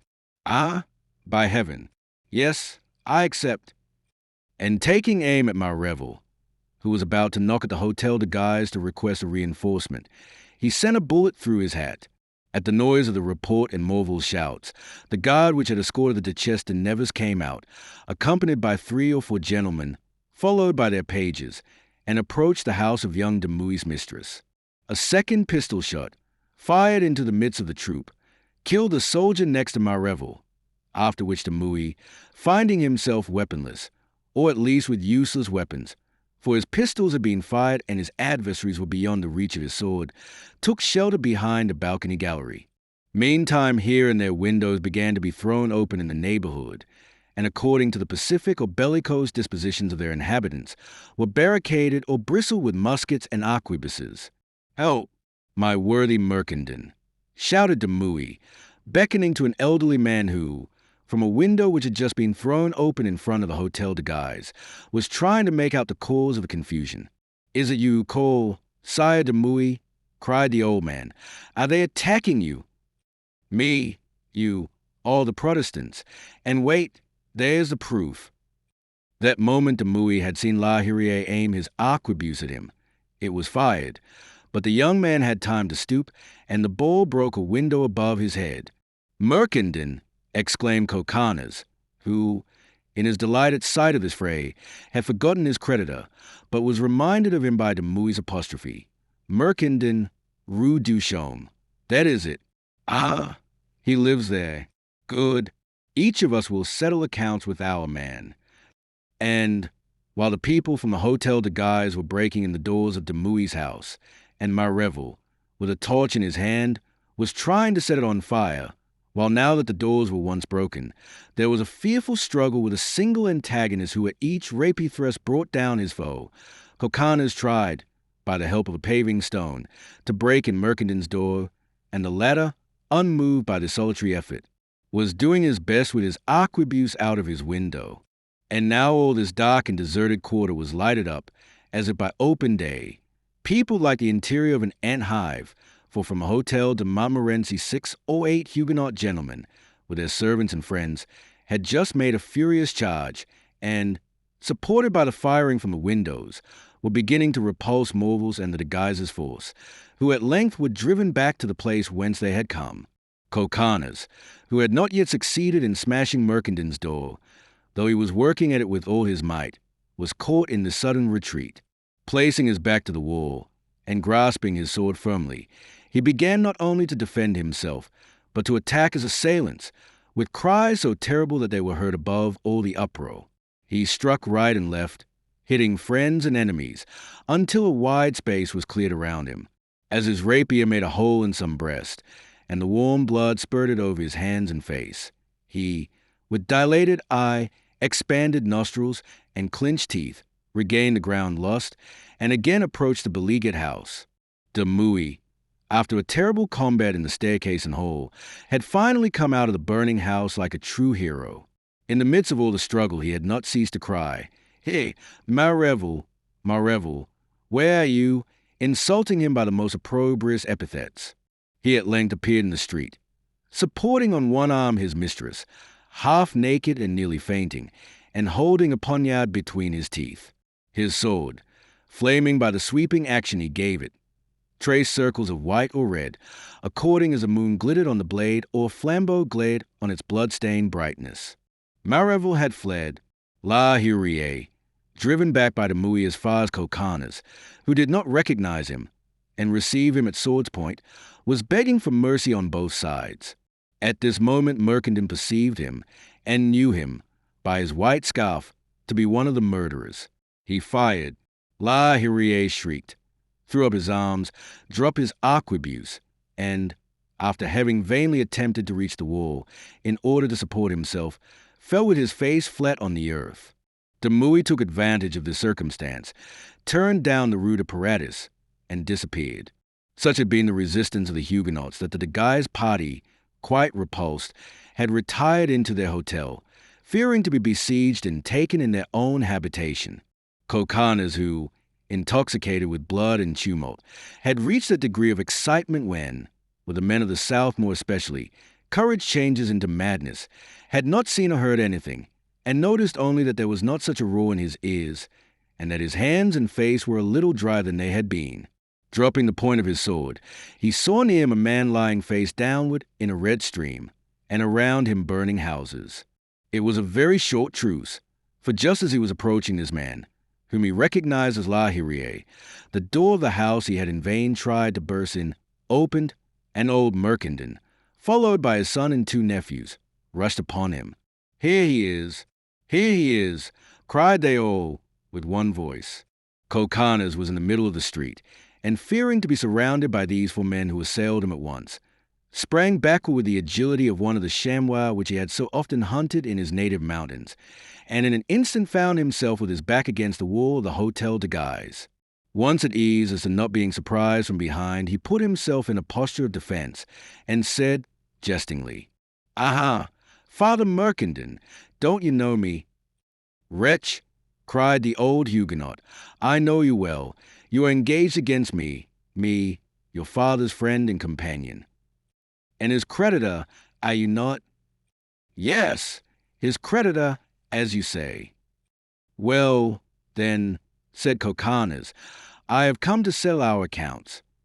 "Seize him, bind him," said Mercandon to the young men who accompanied him, and who at his bidding rushed toward the Piedmontese. One moment," said Coconnas, laughing. "To seize a man you must have a writ, and you have forgotten to secure one from the provost." And with these words he crossed his sword with the young man nearest to him, and at the first blow cut his wrist. The wounded man retreated with a howl. "That will do for one," said Coconnas. At the same moment, the window under which Coconnas had sought shelter opened noisily. He sprang to one side, fearing an attack from behind. But instead of an enemy, he saw a woman. Instead of the enemy's weapon he was prepared to encounter, a nosegay fell at his feet. "Ah," he said, "a woman." He saluted the lady with his sword and stooped to pick up the bouquet. "Be on your guard, brave Catholic." "Be on your guard," cried the lady. Coconnas rose, but not before the second nephew's dagger had pierced his cloak and wounded his other shoulder. The lady uttered a piercing shriek. Coconnas thanked her, assured her by a gesture, and then made a pass, which the nephew parried. But at the second thrust, his foot slipped in the blood, and Coconnas, springing at him like a tiger cat, drove his sword through his breast. "Good, good, brave cavalier," exclaimed the lady of the Hotel de Guise. "Good, I will send you succor." "Do not give yourself any trouble about that, madam," was Coconnas' reply. "Rather look on to the end, if it interests you, and see how the Comte Hannibal de Coconnas settles the Huguenots." At this moment, old Mercandon's son aimed a pistol at close range at Coconnas and fired. The Count fell on his knee.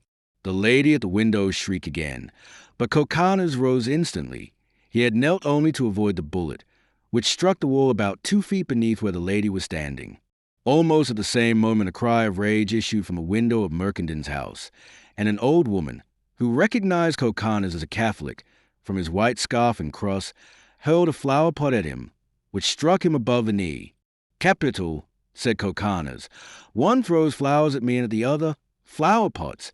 If this goes on, they'll be tearing houses down." "Thanks, mother, thanks," said the young man. "Go on, wife, go on," said old Mercandon, "but take care of yourself." "Wait, Monsieur de Coconnas, wait," said the young woman of the Hotel de Guise. "I will have them shoot at the windows." "Ah, so it is a hell of women, is it?" said Coconnas. "Some of them for me and the others against me.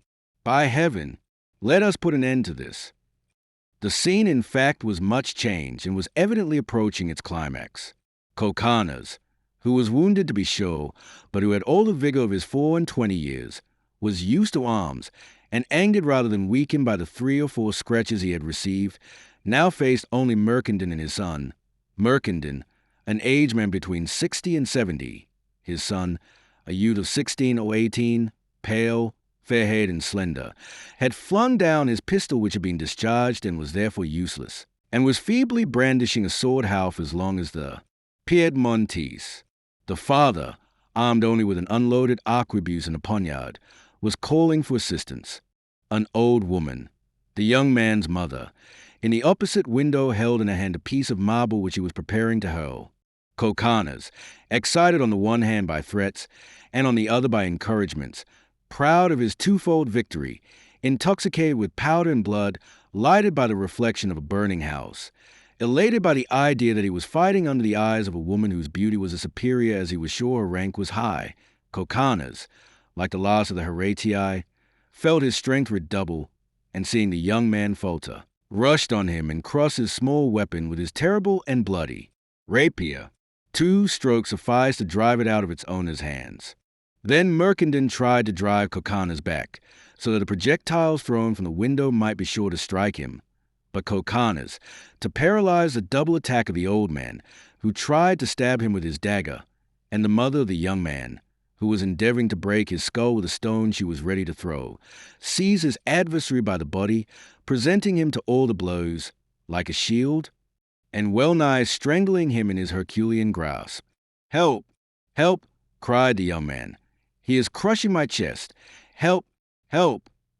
And his voice grew faint in a low and choking groan. Then Mercandon ceased to attack and began to entreat. "Mercy! Mercy! Monsieur de Coconnas, have mercy. He is my only child." "He is my son, cried the mother, "the hope of our old age. Do not kill him, sir, do not kill him." "Really," cried Coconnas, bursting into laughter, "not kill him? What, pray, did he mean to do to me with his sword and pistol? Sir, said Merkenden, clasping his hands, I have at home your father's note of hand. I will give it back to you. I have 10,000 crowns of gold. I will give them to you. I have our family jewels. They shall be yours. But do not kill him. Do not kill him. And I have my love, said the lady in the Hotel de Guise in a low tone, and I promise it you. Coconnas reflected a moment and said suddenly, Are you a Huguenot? Yes, I am, murmured the youth. Then you must die, replied Coconnas, frowning and putting to his adversary's breast his keen and glittering dagger. Die, cried the old man. My poor child, die. And the mother's shriek resounded so pitifully and loud that for a moment it shook the Piedmontese firm resolution. Oh, Madame la Duchesse, cried the father, turning toward the lady at the Hotel de Guise, intercede for us, and every morning and evening you shall be remembered in our prayers. Then let him be a convert, said the lady. I am a Protestant, said the boy. Then die, exclaimed Coconnas, lifting his dagger. Die, since you will not accept the life which those lovely lips offer to you. Merkenden and his wife saw the blade of that deadly weapon gleam like lightning above the head of their son. My son Olivier, shrieked his mother, Ebje, Ebje, Ebje, my dear boy, cried Merkenden, going on his knees to Coconnas. Do not leave us alone on the earth. Ebje altogether, said Coconnas, for one credo, 3 souls, and 1 life. I am willing, said the youth. We are willing, cried Merkenden and his wife.